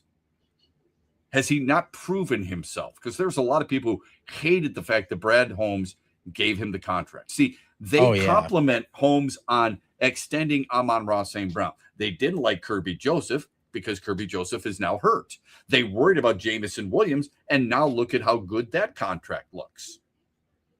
They don't have a problem with Sewell. They had a problem with Hutchinson. I give you those numbers about Hutchinson after the broken leg. Forget about what he did before the broken leg. He was on pace to be Defensive Player of the Year when he broke it. But look at what his numbers were a year ago. Are you saying the same thing now? The answer to that should be no, but they're very quiet. No question about that. A veteran defensive line coach said he's skilled with his hands, very good speed to power rush to keep offensive tackles off balance, and his superpower is his motor nonstop. First player since 1982 to have 40 or more sacks, 5 or more interceptions in his first 4 NFL seasons. And people still want to say we don't have, a top defensive end in Detroit, which we do. So are people have said that? I feel like when they re-signed him and all the stuff, the injury, and then it was just, he's not a one. He just gets pressures. He doesn't get sacks. That was the constant thing I think I remember hearing last year. Like, where are the sacks? Where are the sacks? I felt like there was a point last year where he wasn't racking up a lot of sacks. I feel like I may be wrong on this. I feel like a lot of them came kind of towards as the year went along. Like it wasn't. There was a lull there where he wasn't getting sacks, and then I just remember that being a debate all the time. Mm-hmm. I want you to think about that number that I just read to you. First player since 1982 to have 40 or more sacks and 5 or more interceptions in their first 4 seasons. Interceptions. As a defensive end. That's crazy. I want you to think about this for a minute. That stretches. I mean, we're talking about players like Chris Dolman didn't do it. Julius Peppers didn't do it. Julius Peppers has 160 sacks over his 17-year career. Okay. Yeah, very good. Michael Strahan didn't do it. J.J. Watt didn't do it. Bruce Smith didn't do it. Since 1982 is what we're talking about. Okay. And Bruce Smith put up double-digit sacks 13 of 15 seasons from 1986 through 2000. He was one of the best, if not the best. 1982 here. Okay. Reggie White didn't do it. He was Defensive Player of the Year in 1987. Lawrence Taylor, I think, is one of those down from 1984 through 1990. Was there anybody more dominating at their position? He didn't do it. I know we can parse various statistics all we want. That's a hell of an accomplishment by Aiden Hutchinson. The names I just gave you, I could give you Kevin Green. He's one of the better pass rushers. Myles Garrett, all these guys. They haven't done what he's done. Now, those guys have done certain things that Aiden Hutchinson has. Yeah, everybody's got their own craft, and he's got his own way of doing it. But it's impressive, nevertheless. And I mean, he is one of those guys. Like they definitely have one of those guys. I don't know who would make the argument at this point they made the wrong decision to sign him, because you don't just find defensive ends like Aiden Hutchinson. So, Andy, when we say the Lions have top 5 talent at a number of different positions, we need to do this as an exercise one day. Find me another team. I'm not saying they're the best team in the world, all right? Because the Rams are the legitimate favorite in the NFC, and rightfully so. Find me another team that has a top 5 linebacker, a top 5 edge rusher, a top 5 tackle, a top 5 running back, a top 5 wide receiver, I would argue a top 5 tight end, and I'll say a top 8 quarterback. I don't know if there is one. I really don't. No, now, it's hard to just think of. That's for sure. Yeah. With all those positions. You're lacking, like Philadelphia's really good, aren't they? Yeah, for sure. I mean, does Philadelphia have a top 5 edge rusher? No. They got better. They have better defensive tackles. Yeah, you probably. Would you take their defense overall compared to the Lions defense? Yeah, I was gonna say I would. So. Yeah, I mean, when you got Mitchell and Cooper DeJean on each side, and they're both top 10 cornerbacks, absolutely. That's not what I'm saying. I gave you those positions. What are the most important positions in football? Left tackle. I'm not ranking them in this order, but left tackle, quarterback, wide receiver, tight end has become much more important as a position. Defensive end, cornerback. Detroit doesn't have the corner. That's why we're thirsting for it. That's why we long for the shutdown corner. We've got all our bases covered and everything else. But the Lions are the most complete team in the city. There's no doubt about 100%. Yeah. Okay, it's not even close. They still are. Like we all love Cade Cunningham. You're still waiting for the number 2, right? Everybody You is. are. You're waiting for the Robin. It still hasn't happened. Let me think about it for a minute. You've got a deep understanding of what it takes to be successful at that level, right? At this point, you're kind of wondering what the Pistons roster is even going to look like this year. I mean, because they've revamped some of it already, and you still got all the talk with Duran, and then what's going to happen with Duncan Robinson, and yada yada yada, right? I mean, you don't really know what's going to happen yet. Yes, but isn't it funny how you have you have a lot of people seeing what other teams have done to get their Robin. Oh yeah, right. You've seen Philadelphia. Oh, we've got Tyrese Maxey. We're going to go get Jaylen Brown, right? Miami. You've got a guy like Bam Adebayo, and he gets Giannis Antetokounmpo, right? Then you start to wonder, okay, Detroit gets Cade Cunningham. What do they get for him to play alongside him is what I mean. That's what you're wondering a little bit. I mean, Scotty Barnes in Toronto, they give him Kawhi Leonard. Anthony Edwards got LaMelo Ball. Cade Cunningham got, with all due respect, John Collins and Isaiah Joe, Gary Harris and Taurean Prince. It's probably not in the same ballpark. You know what I mean? So it's not quite complete there. Lions, they need the corner to complete what we look at. All right? You want to complete the set, whatever that set may be. Damn it, Andy, I'm missing a 7 wood. I need to go get a 7 wood to complete my set. That's what I need to do. After Aiden Hutchinson, Daniil Hunter, highest ranking 2, lowest ranking 10. I don't know how the hell you can do that. Okay. I think he's one of the best power rushers there is. TJ Watt, 7th, highest ranking 3rd, lowest ranking unranked. Nick Bosa, 8. Brian Burns, 9. Could argue he's better than 9. Okay. 2nd team All-Pro. Okay. He had 16.5 sacks last year. 2nd in the league. And he's 9th. Wow. Nick Bonito, 10. His sack rate went from 8 to 13 to 14. Honorable mentions: Jared Verse, Trey Hendrickson, off year last year, Josh Hines Allen, Trevon Walker, there's your missing link there, Jalen Phillips, Montez Sweat, Nick Herbig, and Alex Highsmith, both of Pittsburgh. There's your rankings. Is Aiden Hutchinson ranked appropriately? He's top 5. He's not better than Myles Garrett. I think Micah Parsons is ranked too high. I would argue that Hutchinson could be a top 5 to top 4 if you move Parsons down because of the injury that he had. If you're going to punish Hutchinson a couple of years ago, you should punish Micah Parsons. Final hour right around the corner, including Handy Andy at 8:18 and a huge opinion at 8:35.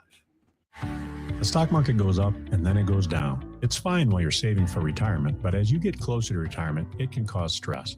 Mitch Lyons here, founder of Mitch Lyons Wealth. In my NFL days, this season could be a real roller coaster and a lot of fun, but roller coasters in retirement aren't as much fun. Do world events have you wondering if your retirement is safe? Will your money last even if the stock market were to take a dive? Have you had your retirement account stress tested to see what kind of risk you're actually taking? Let's not leave your retirement to chance. Hope is not a plan. Contact the pros at Mitch Lyons Wealth today and put us to work for you. Let's ensure your plan works even if the stock market doesn't. Text PLAN, P-L-A-N, to 844-867-8335. That's PLAN to 844-867-8335. MitchLyonsWealth.com, your best game plan to protect, grow, and win retirement. Investment advisory services are offered to MLW Advisory Services, LLC, DBA Mitch Lyons Wealth, a registered investment advisor. Make sure you listen weekly to our Moving Ferris Forward interviews with Ferris President Bill Pink and other leaders who are moving Ferris forward. Find out more about Big Rapids and Ferris and what they have to offer at ferris.edu. Get a jump on back-to-school shopping with hot deals on Meyer brand must-haves. Stock up on school supplies for $1 or less, including Meyer 70-sheet notebooks, glue sticks, 2-pocket folders, and 10-count washable markers. Plus, save on breakfast favorites like select varieties of Meyer toaster pastries, pancake mix, syrup, and instant oatmeal, all just $1.79 each. Good life quality and real low prices. Only at Meyer. Exclusions apply. See the Meyer app for details. Huge here for the Purple community of Van Andel Institute. They're honored to be a part of the Make Ways for a Great Cause at the Stand Up for the Cure Lakeshore paddleboarding event at Ross Park in Norton Shores on Saturday, July 25th.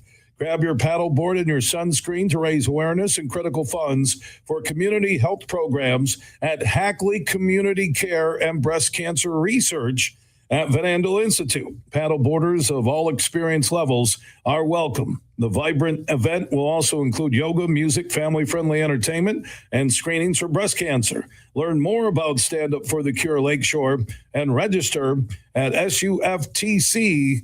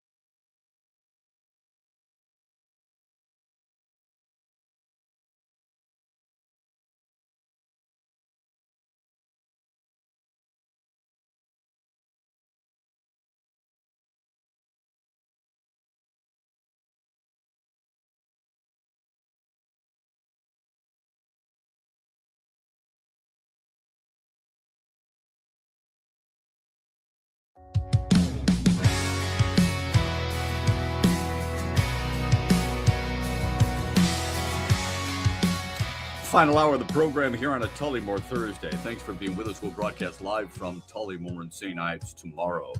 Looking forward to that conversation with the folks there. In case you missed it, Tigers a 6-1 winner last night. They're 20-12 since June 1st. Justin Verlander has stated this will be his final season. Max Anderson's going to play in the Futures All-Star game next week, taking the place of Theron Lorenzo, who's got an injured left index finger. Speaking of injured catchers, Dylan Dingler left in the second inning with an injured throwing hand, took a foul ball off it. Initial x-rays were negative. More testing this morning, just in case. Hopefully this isn't we're going to have to worry about this. But just in case Dingler has to miss some time, Eduardo Valencia and Theron Lorenzo are the only two catchers listed on the 40-man right now, besides Jake Rogers. Okay, and Rogers came in and hit a 2-run homer last night. Valencia has a 19-game on-base streak going into last night. I didn't check his numbers last night. His OPS is outstanding, over 1,000. He's got a hard hit rate that's pretty damn good, and he barrels the ball up a little bit. Theron Lorenzo, obviously good enough to reach the Futures game, but the injury there would cause some concern as well. If, and that is a big if, Dingler has to go on any type of sabbatical because of the injury. Mitch Lanswell poll question: is Justin Verlander the greatest Tigers pitcher ever? Yes or no? I always worry about the timing of this, Andy, because it gets to be a little hyperbolic, I think. But just what you mean with like people like just because of the moment. Yeah, exactly. When I put it out this way, I get that. I put it out this way, and people immediately are like, "Oh, come on." Now, I tweeted out a question that you and I were talking about during our broadcast yesterday. And I said, question for Detroit sports fans: what is the city's biggest sports need? Cornerback, top 6 hockey forward, right-handed power bat, 3-point shooter, high leverage bullpen arm. It's a lot of choices, but I think are all fair. It's the constant talking conversation for those teams. So like it's been like we need to add this. You know what I mean? So that's I think those are all really good, and I think it's really hard to decide which one is the most important.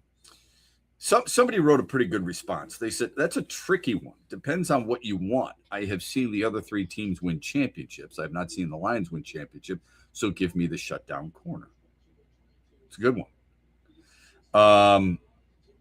Got to get a damn star in here beside Cade before he leaves this team.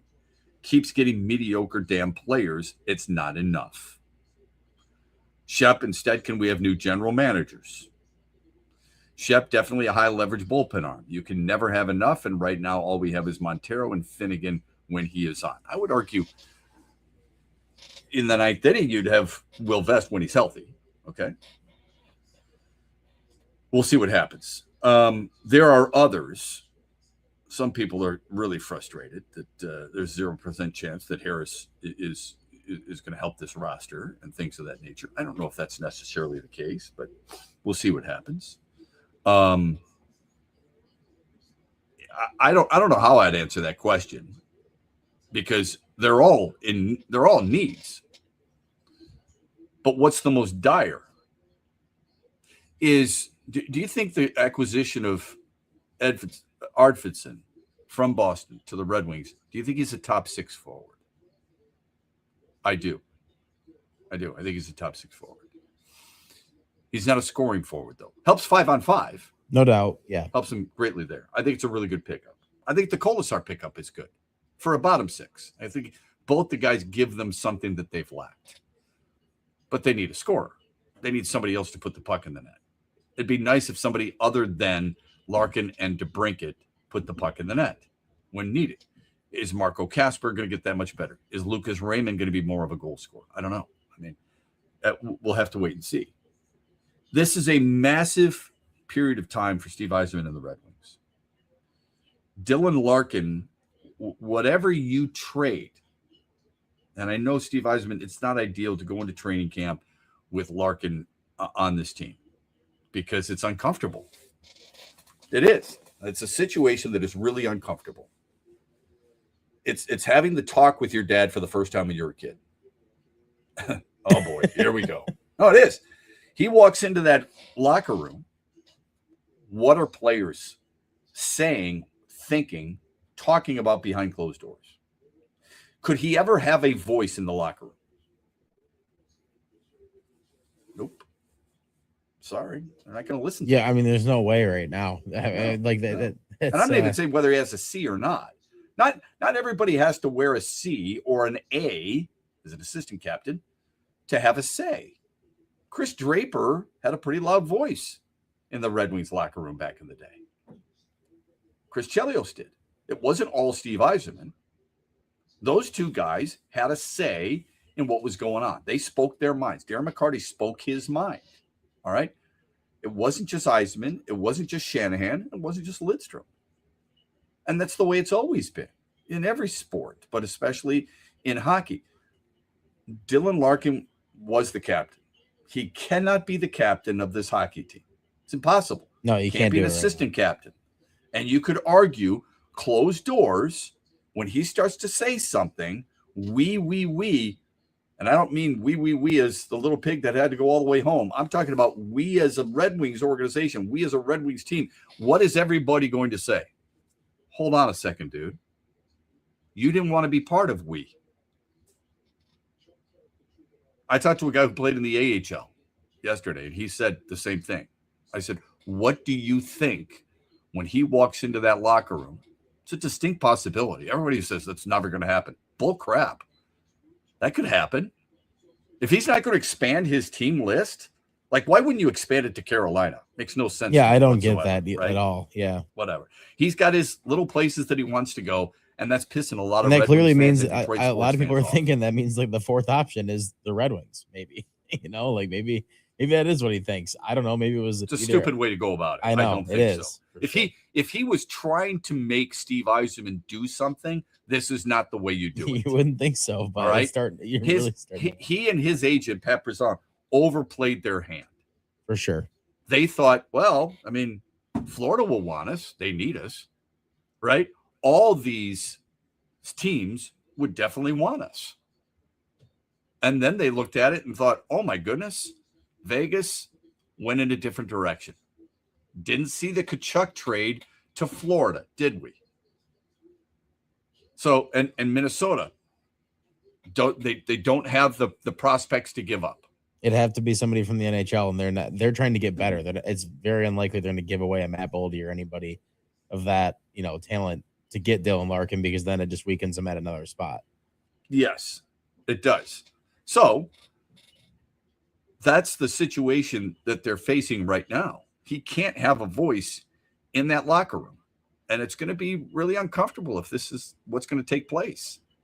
So you're going to have to ride it out. Opening night, they're going to have to pump the music up like it's an AC/DC concert at LCA, because there's going to be so many boos. That might not even help. You're right. That might not even help. All right, let's get to the final results of the poll question from yesterday. We have one for you. It's a Mitch Lanswell poll question every day. Is Dan Campbell a top 5 NFL coach? Pro Football Focus says he's number 5. Sean McVay, number 1. Andy Reid, number 2. Dan Campbell, number 5. Yes or no? How did people vote? Almost split right down the middle. 51% no, 49% yes. And the Daily Wager, brought to you by Soaring Eagle Casino and Resort and their sportsbook Ascend. What was your daily wager from last night, and did you hit? Yes, we did. We got another one for George Kirby.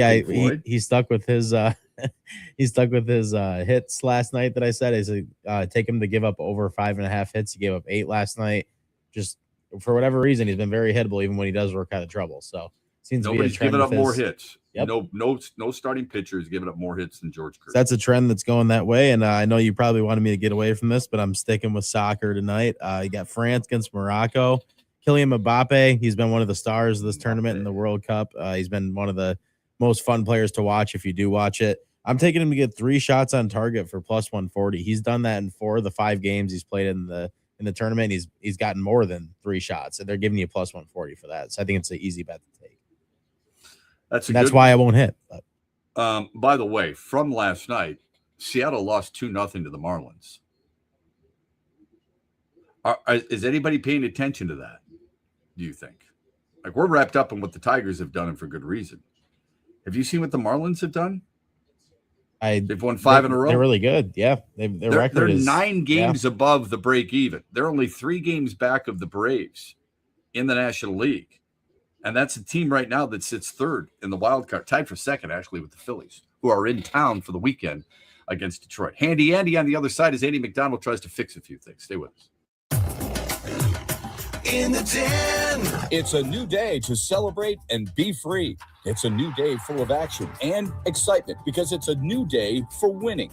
Only at Soaring Eagle Casino and Resort.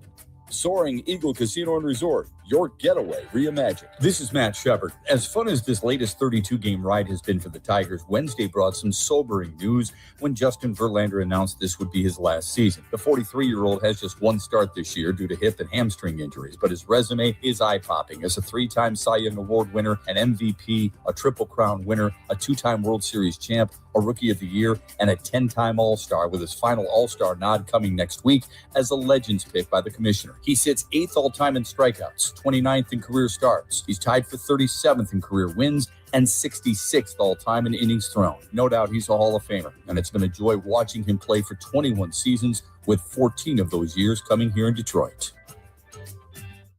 Get a jump on back-to-school shopping with hot deals on Meyer brand must-haves. Stock up on school supplies for $1 or less, including Meyer 70-sheet notebooks, glue sticks, 2 pocket folders, and 10-count washable markers. Plus, save on breakfast favorites like select varieties of Meyer toaster pastries, pancake mix, syrup, and instant oatmeal, all just $1.79 each. Good life quality and real low prices. Only at Meyer. Exclusions apply. See the Meyer app for details.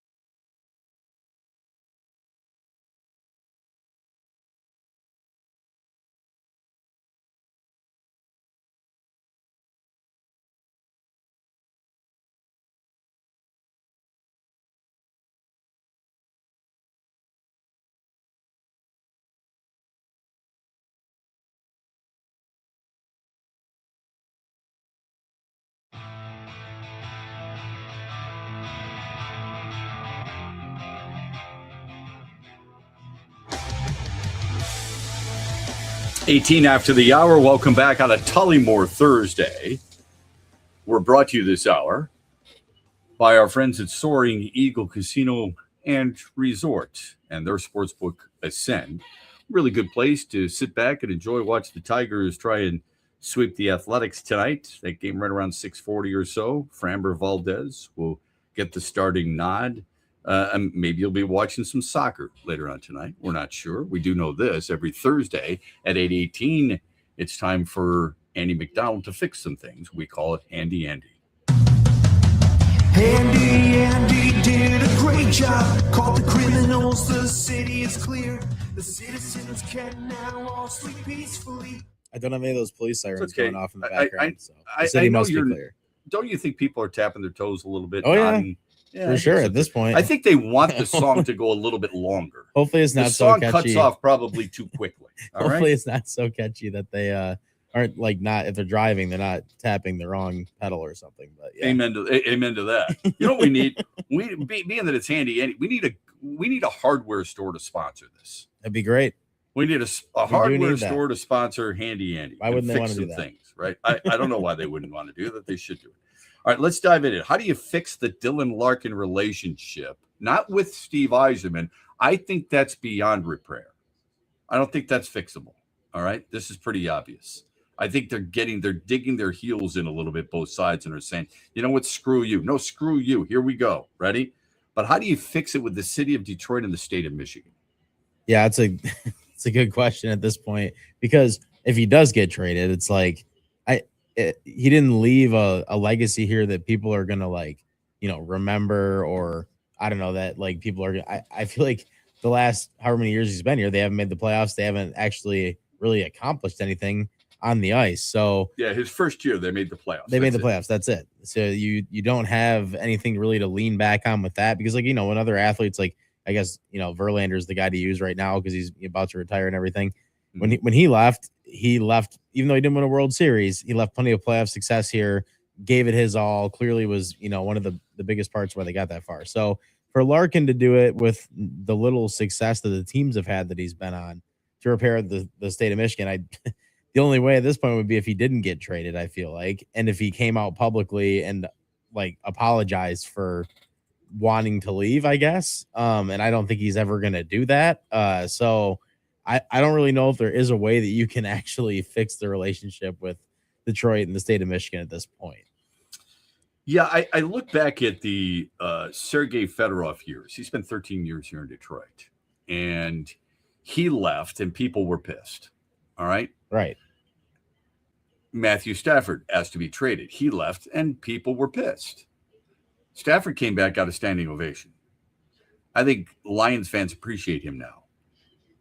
Sergei Fedorov came back, had his jersey retired, as we all know, last year, even though he played 3 years in Columbus, and then he played some in Washington, and he played in Anaheim as well.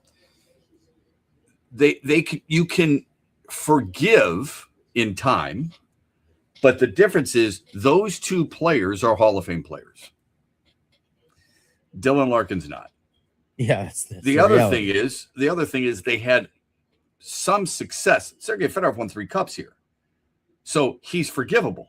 Matthew Stafford gave us playoff appearances, not wins, but playoff appearances and double-digit wins. He's forgivable. Dylan Larkin hasn't. No, and when you don't have that to That's your the hard resume part. and you ask for a trade out of the city when you were the captain of the team, it's going to be pretty hard to mend anything with the fans and the state of Michigan at this point. I think there are some people that don't think he's wrong. There are some people that think that he is in the right. So maybe he has nothing to fix with the people that are in his camp that just the way still you want to went blame about it. Yzerman. Yeah, but the way that it's going now with the list only being expanded to 3 teams, that might be the only other way you could fix it, is if you open up your list and pretty much say, I could be traded anywhere, and I want to whatever is going to be best for this organization, be leaving it. Obviously, it's not going to fix it. Yeah, it's just not going to happen. Okay. It's not. It's unfixable. And Even as good as I am at fixing things, I laugh when I say that out at loud. Least but at least with a guy like Stafford, he helped the organization. Yeah. Yes. And I think Larkin is beyond that right now, because you haven't heard from him, you haven't heard from his teammates, you haven't heard from anybody, and that's the hard part. So I don't know I don't think it is. Quite honestly, I don't think it's fixable. All right, next one. Ready? Yep, going right through it. Let's go. I need you to fix me with my 3 to 5 foot putts. Boy. Because yesterday I played and I missed 4 putts from within 4 feet. How do I fix it? It's the worst. And, to be honest, that's one of the struggles of my game sometimes too, especially at league, is like I get to where I need to get to. And the reason I add more strokes is because I miss the ones that you might say is a gimme when you're playing with your friends or in a scramble or something of that line. But yeah, it's I think the best thing for me that I do really take my time to line it up. But when I get over the ball, I try to just hit instead of like looking at the hole, looking back, looking at the hole, looking back. You know what I mean? Like you get to the point where you get in your own head and then you push it or you pull it or whatever it might be. I think the best thing to do is when you have it lined up and like your feet are set, go with the swing and just go through it. And the other thing is hit with confidence. I think instead of going up there and just, trying to tap it because you're afraid of it going by it, if you got the line right and you have it right in your mind, don't be afraid that it's going to go past it. And sure, you might get burned on that a couple of times, but I think you'll become a more consistent putter if you go up there with confidence and hit the ball towards the hole with confidence. Yeah, confidence is fleeting, unfortunately, for me. I struggle with it too. I say it like it's easy, okay? It's not easy. Yeah. Well, I appreciate that. I'll take that into account when I play a little bit later on. Next one. Hammering through it. We are hammering through it. Fix the Pistons' need for a secondary ball handler. Well, that's a tough one. Obviously, they have tried to do that on their own with Okorie, drafting him. I think that was kind of part of their idea. It's a guy that doesn't get turnovers. And I think that's exactly what the Pistons need to do. Whoever it might be, it needs to be a player that's not going to give a lot of turnovers. In college, Abuka Okorie was pretty good with that. And the problem is you don't know how that's going to translate yet at the NBA level. So if you're looking for somebody else, I don't think it can be Dennis Jenkins who's on your roster because I don't think that's like his strong suit. I guess he tries to score the ball a lot. I think if you're trying to find a secondary ball handler and you're going to go outside of it, it's tough to say that you could just, would you bring Dennis Schroeder back? Would he be an answer? He was a guy that I wanted back last year, I guess. If you're going to go bigger and try to get that, Robin Decade, I guess, if you're going to say, like Kyrie Irving is one of those players that's still out there that I think a lot of people have talked about. He would be somebody that would be interesting to come here. Obviously, Kawhi Leonard was someone that people talked about, but he's already that option's off the table now. So yeah, I would think you'd have to look at someone like Kyrie at least seriously and try to fix it. But otherwise, you're pretty much relying on your draft pick at this point. It feels like to fix that need, which is relatively risky when it's the 17th overall pick. Yeah. Is there a lesser known player that might help the cause? I guess that's a good question. I haven't thought of someone who would be perfect for that role for the Pistons. Yeah, the reason I bring that up is because we all want the name, and I don't know if we're going to get the name. Yeah, like I don't know who. That's my frustration right now. Yeah. So the name that comes up because it's been associated with the Pistons. Your thoughts on Peyton Watson? Peyton Watson is an interesting name. Yeah. Okay, so he would serve. How much does it move your needle? I don't know, but he's the name that is associated with that possible role that isn't a big name. Yeah, he's still a young player. He's only 23. He'll give you 15 points a game. He gives you 5 rebounds a contest. He'll give you 3 rebounds or 3 assists per game. He shoots it at 49%. It's a name to keep in mind moving forward. And if he got put in that situation with the Pistons, I feel like, maybe he could even grow out of that. Like what is it? You say he's 23? He's young. Yeah, he's 23. He's got time to grow. So that's the kind of player I think a lot of people would be excited about if they brought her. It's a really good one. 6'8", 200. Yeah, I mean, it's a possibility. That's just the name we're talking about that most people don't always recognize. Good stuff. Another edition on this Tullymore Thursday with Handy Andy. When we come back, hooking up with a huge opinion, Bill Simonson, award-winning afternoon show host in the afternoon, Monday through Friday, 3 to 7, joins us on the other side, brought to you by Soaring Eagle Casino and Resort. Huge here for the incredible Crystal Mountain Resort in Thompsonville, Michigan. If you've never experienced the mountain, it's unbelievable. They offer up 36 holes of championship golf, Betsy Valley, Mountain Ridge, accommodations, a ton of choices. Go to crystalmountain.com, see everything for yourself. One of the top spas in America. They can handle businesses, small groups, big groups, your buddies, the ladies, and more. Book your getaway now at Crystal. The Freddie the Pizza Man Foundation is dedicated to providing support to families and Michigan schools touched by autism. We invite you to join us in supporting these families and schools by making a donation at freddythepizzaman.com. With your donation, you can help provide essential resources that can make a real impact. Visit freddythepizzaman.com to make a donation and to learn more about the foundation's mission. That's FREDI, thepizzaman.com. Together, we can make a difference. The stock market goes up and then it goes down. It's fine while you're saving for retirement, but as you get closer to retirement, it can cause stress. Mitch Lyons here, founder of Mitch Lyons Wealth. In my NFL days, the season could be a real roller coaster and a lot of fun, but roller coasters in retirement aren't as much fun. Do world events have you wondering if your retirement is safe? Will your money last even if the stock market were to take a dive? Have you had your retirement account stress tested to see what kind of risk you're actually taking? Let's not leave your retirement to chance. Hope is not a plan. Contact the pros at Mitch Lyons Wealth today and put us to work for you. Let's ensure your plan works even if the stock market doesn't. Text PLAN, PLAN, to 844-867-8335. That's PLAN to 844-867-8335. MitchLyonsWealth.com, your best game plan to protect, grow, and win retirement. Investment advisory services are offered through MLW Advisory Services, LLC, DBA Mitch Lyons Wealth, a registered investment advisor.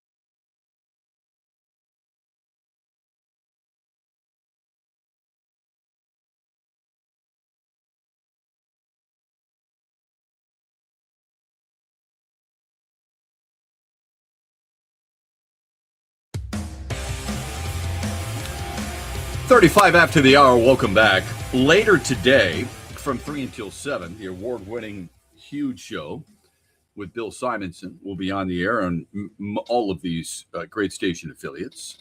He gives you the Huge Opinion. We're going to dive into that a little bit as we hook up with Huge here. The Huge Opinion on this Thursday morning, brought to you by Soaring Eagle Casino and Resort. How are you, my good friend? Hey, man, I'm doing great, Shep. I'm feeling better about the Tigers right now. You can see the difference, just Skubal, not only when he's pitching, but in the clubhouse, on the active roster. It's just they got that feel again that we watched the last couple of years. And I know there's still a long ways to go, but in Major League Baseball, you get starting pitching like they have outside of Framber the last 6-ish weeks. And now they pick up another game on the Central, on the Sox and wild card. It's good to see them because when they underachieve, it's tough to watch. Yeah, I think the entire American League has underachieved outside of, maybe Tampa. I think Detroit has given a lot of people hope. That's good. It is interesting how, I don't know how to look at it. 8 games under 500, or do we look at it 20-12 since June 1st? I think it depends on whether we're a positive or a negative person. The positive, we do know this, that Justin Verlander has been a positive for Major League Baseball and the Detroit Tigers in his entire career, in the 21 seasons he's spent in Major League Baseball. We asked people this earlier. Is he the best Tiger pitcher of all time, and if so, why? I was talking a little bit about that yesterday on the show, because old school, you got McLean, Lolich, and I think you have to separate it by generations, modern, old school baseball. And his only competition for best pitcher of all time, modern era, so, mid-70s, late 70s on, with, is it Jack Morris, right? I mean, is that his only competition? So, yeah, he's the best Tiger of all time. Is he a top 10 modern era pitcher of all time? Because, man, in his prime, and even I heard you mention when he was 39 and the 1.75 ERA coming off the surgery, it's his bulldog mentality. I think, that one pans over. And his willingness to want the ball in big situations.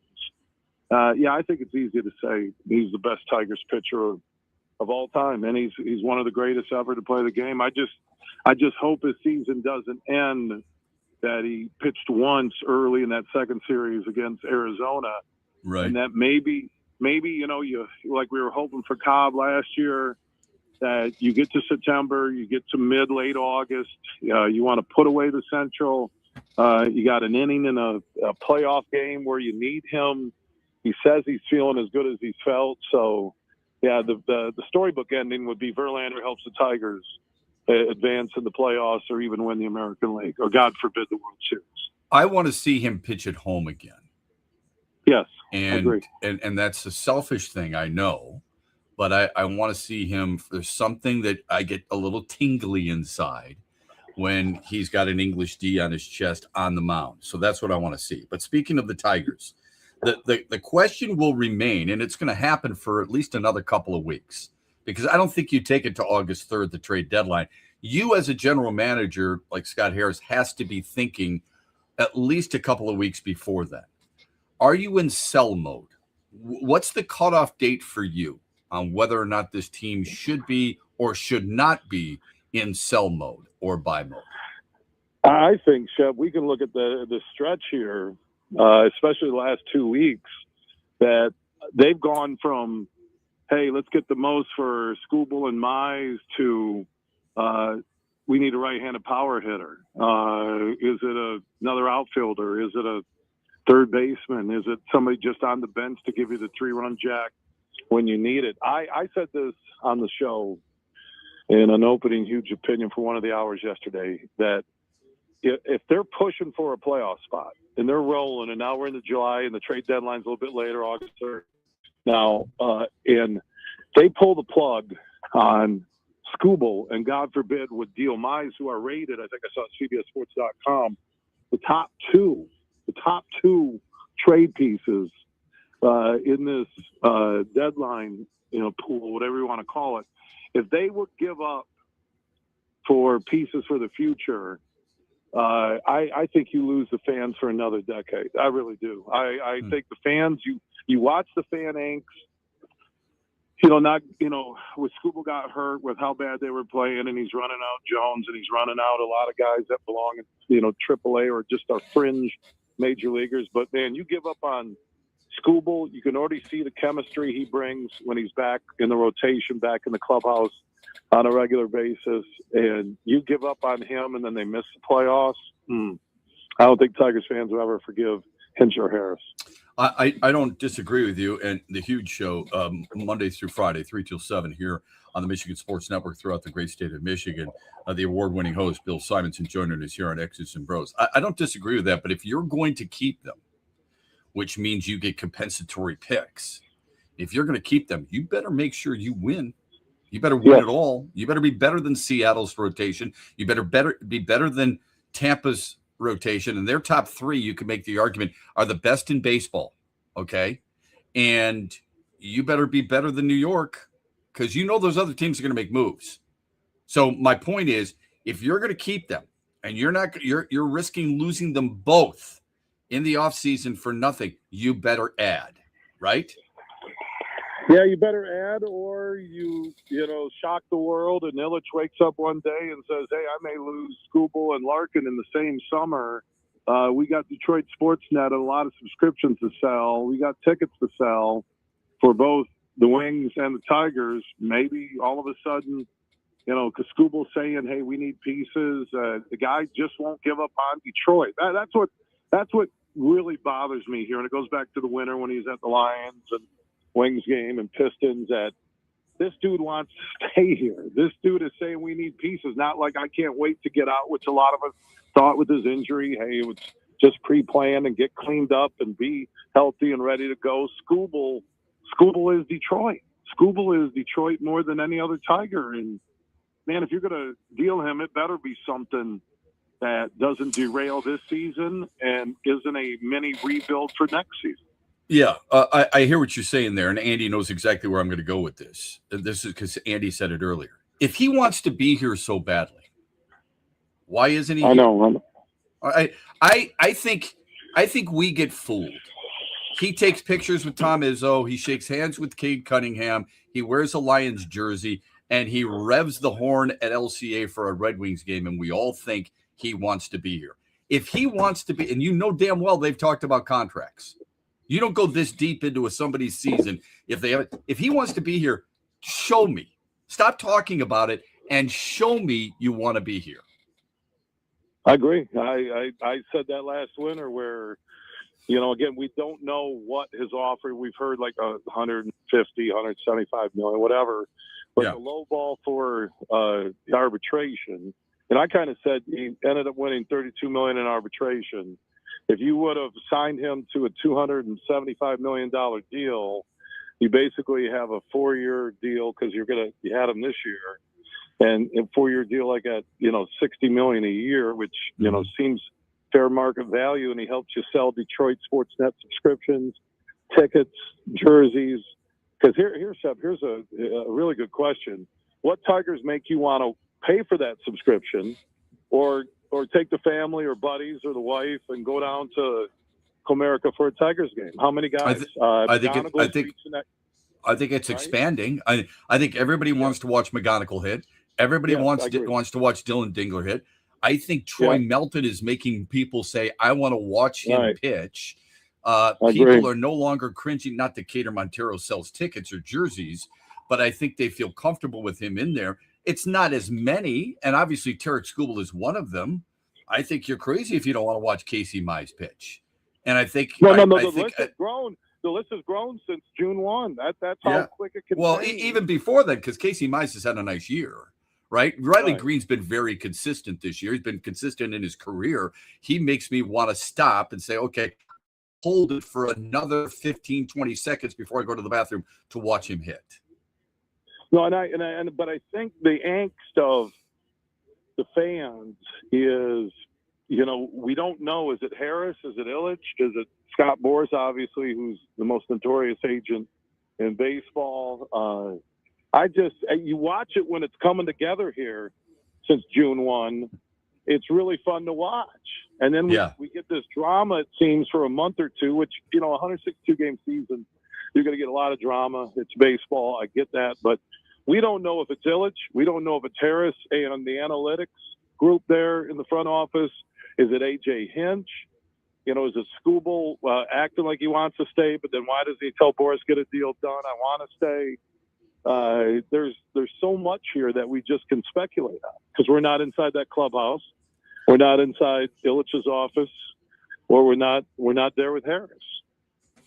What do the Pistons need to do to give Cade Cunningham what he is deserved? I said earlier in the show, fair or unfair, I said Tyrese Maxey got Jaylen Brown. Scotty Barnes got Kawhi Leonard. I know. Bam Adebayo got Giannis Antetokounmpo. Anthony Edwards, to a certain extent, even got LaMelo Ball. What is, and this is not a knock on John Collins or Isaiah Joe or even Gary Harris or Taurean Prince, but have they received their Robin yet? And if not, how do they go about getting the next one? It was interesting. I had Tim McCormick on the show yesterday, and I said, would you trade a Sir Thompson for Trey Murphy? And he said, yes, I would. Mm-hmm. Because Murphy can play on the other end a little bit of defense, strong shooter, and Thompson gives you no scoring. So you have the potential with, if we go with Collins, and he is going to take Tobias Harris' spot. So he averages like 12 a game. Let's go with Duran at 17 a game. Let's go with the Sir at 9.8, 10 points a game. Hello, you're not even to your 3 of your 5 starters are that. So I did agree with that I would do that right now for where the Pistons are at, you know, and I just think it's Murphy. I know the Durant talk for 2 years would be good for this team. He's won a championship. I know he's not the same Durant. He didn't do a lot for Phoenix. He hasn't done a ton for Houston, but they just need that second guy that can take pressure off of Cade that we all witnessed and watched. What Orlando's coaches did, what Cleveland did. They don't do it in the regular season. It's like Beeline said on my show. Coaches don't coach in the regular season. They coach in the playoffs in the NBA. Mm-hmm. That's well said. How do you repair Dylan Larkin's relationship with the city of Detroit and the state of Michigan? I think it's best. You're the captain. You went public. The only thing would be for Dylan Larkin to have a come to Jesus with his team and look at it and say, look, I was wrong to go public. I want to ride this out. I've talked with Stevie Y, Mr. Illich, whatever. McCarty, other wings. I saw at the Meyer LPGA Celebrity Tournament. Captains don't let this get public. And how you go back, captains are supposed to go down with the ship, right? I mean, I think, but because the Wings are in a powerhouse right now, they're still young. I think Larkin in that locker room could tell the team, look, I did this. I've talked with Steve, Mr. I. Let's move forward. And I think in today's society, I don't think any of those players are going to hold a grudge. It's just my opinion. Because Wings aren't anywhere close to being a Stanley Cup champion. Yeah, I agree with that. I saw that you tweeted out your favorite golf courses overall. Of those golf courses that you tweeted out, I don't know if it was late yesterday or earlier today because you're up early. What's your best score at any of those courses? Best score at any of the golf courses that I've played. So if we look at Sundance, my best score would probably be a 79. That's at Agaming. Hold on. That's John Vanderwall in the background going, oh, my God, Bill's ready to talk about his scores. This is going to be like live Pinocchio on the radio. Hold on. My nose just hit my truck right here. Hey, John, my clubs are up by the front there. Now I'm talking to John like he's my caddy, and he just said I'm number one. Thank you, John Vanderwall. We're on the tee. We're 9 o'clock. Okay. All right. Well, speaking of golf, and I'll go. I'll say American Dunes, my best has been about 85 because that's a tough course. The Folds of Honor, birthplace in Grand Haven. I would go good place, huh?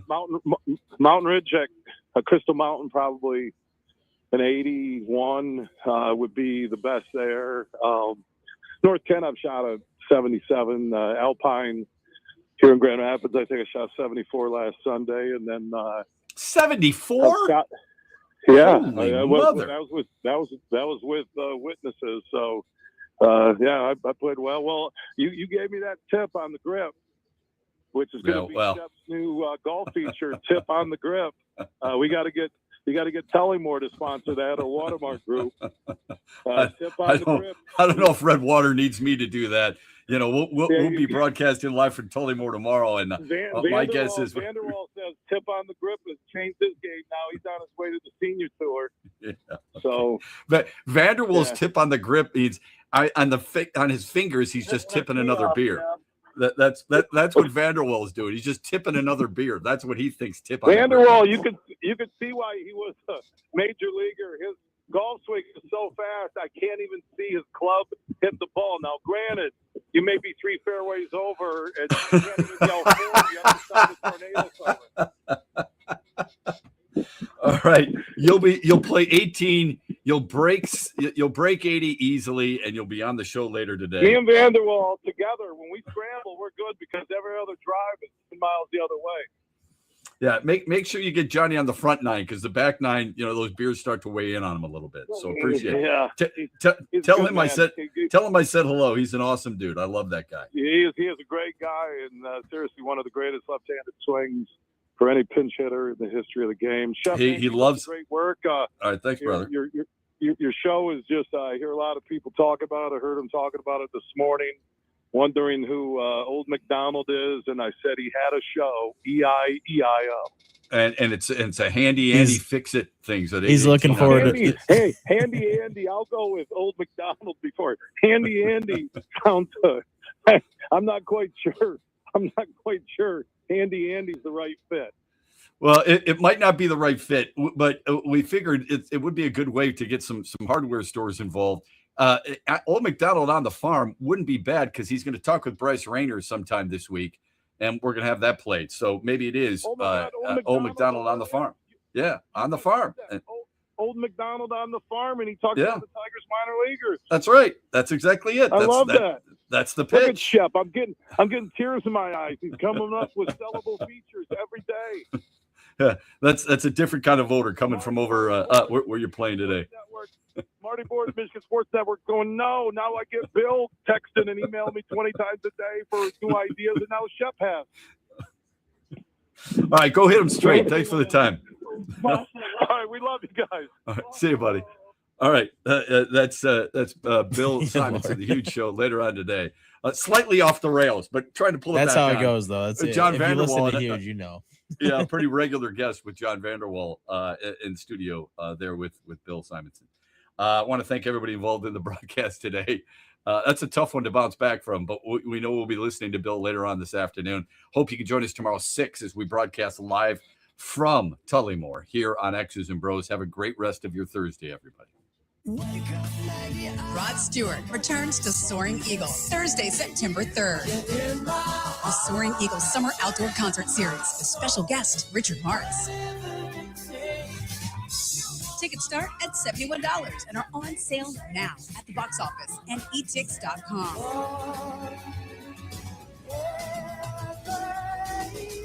One last time, Rod Stewart with Richard Marks, September 3rd. SoaringEagleCasino.com. In the den. It's a new day to celebrate and be free. It's a new day full of action and excitement because it's a new day for winning. Only at Soaring Eagle Casino and Resort.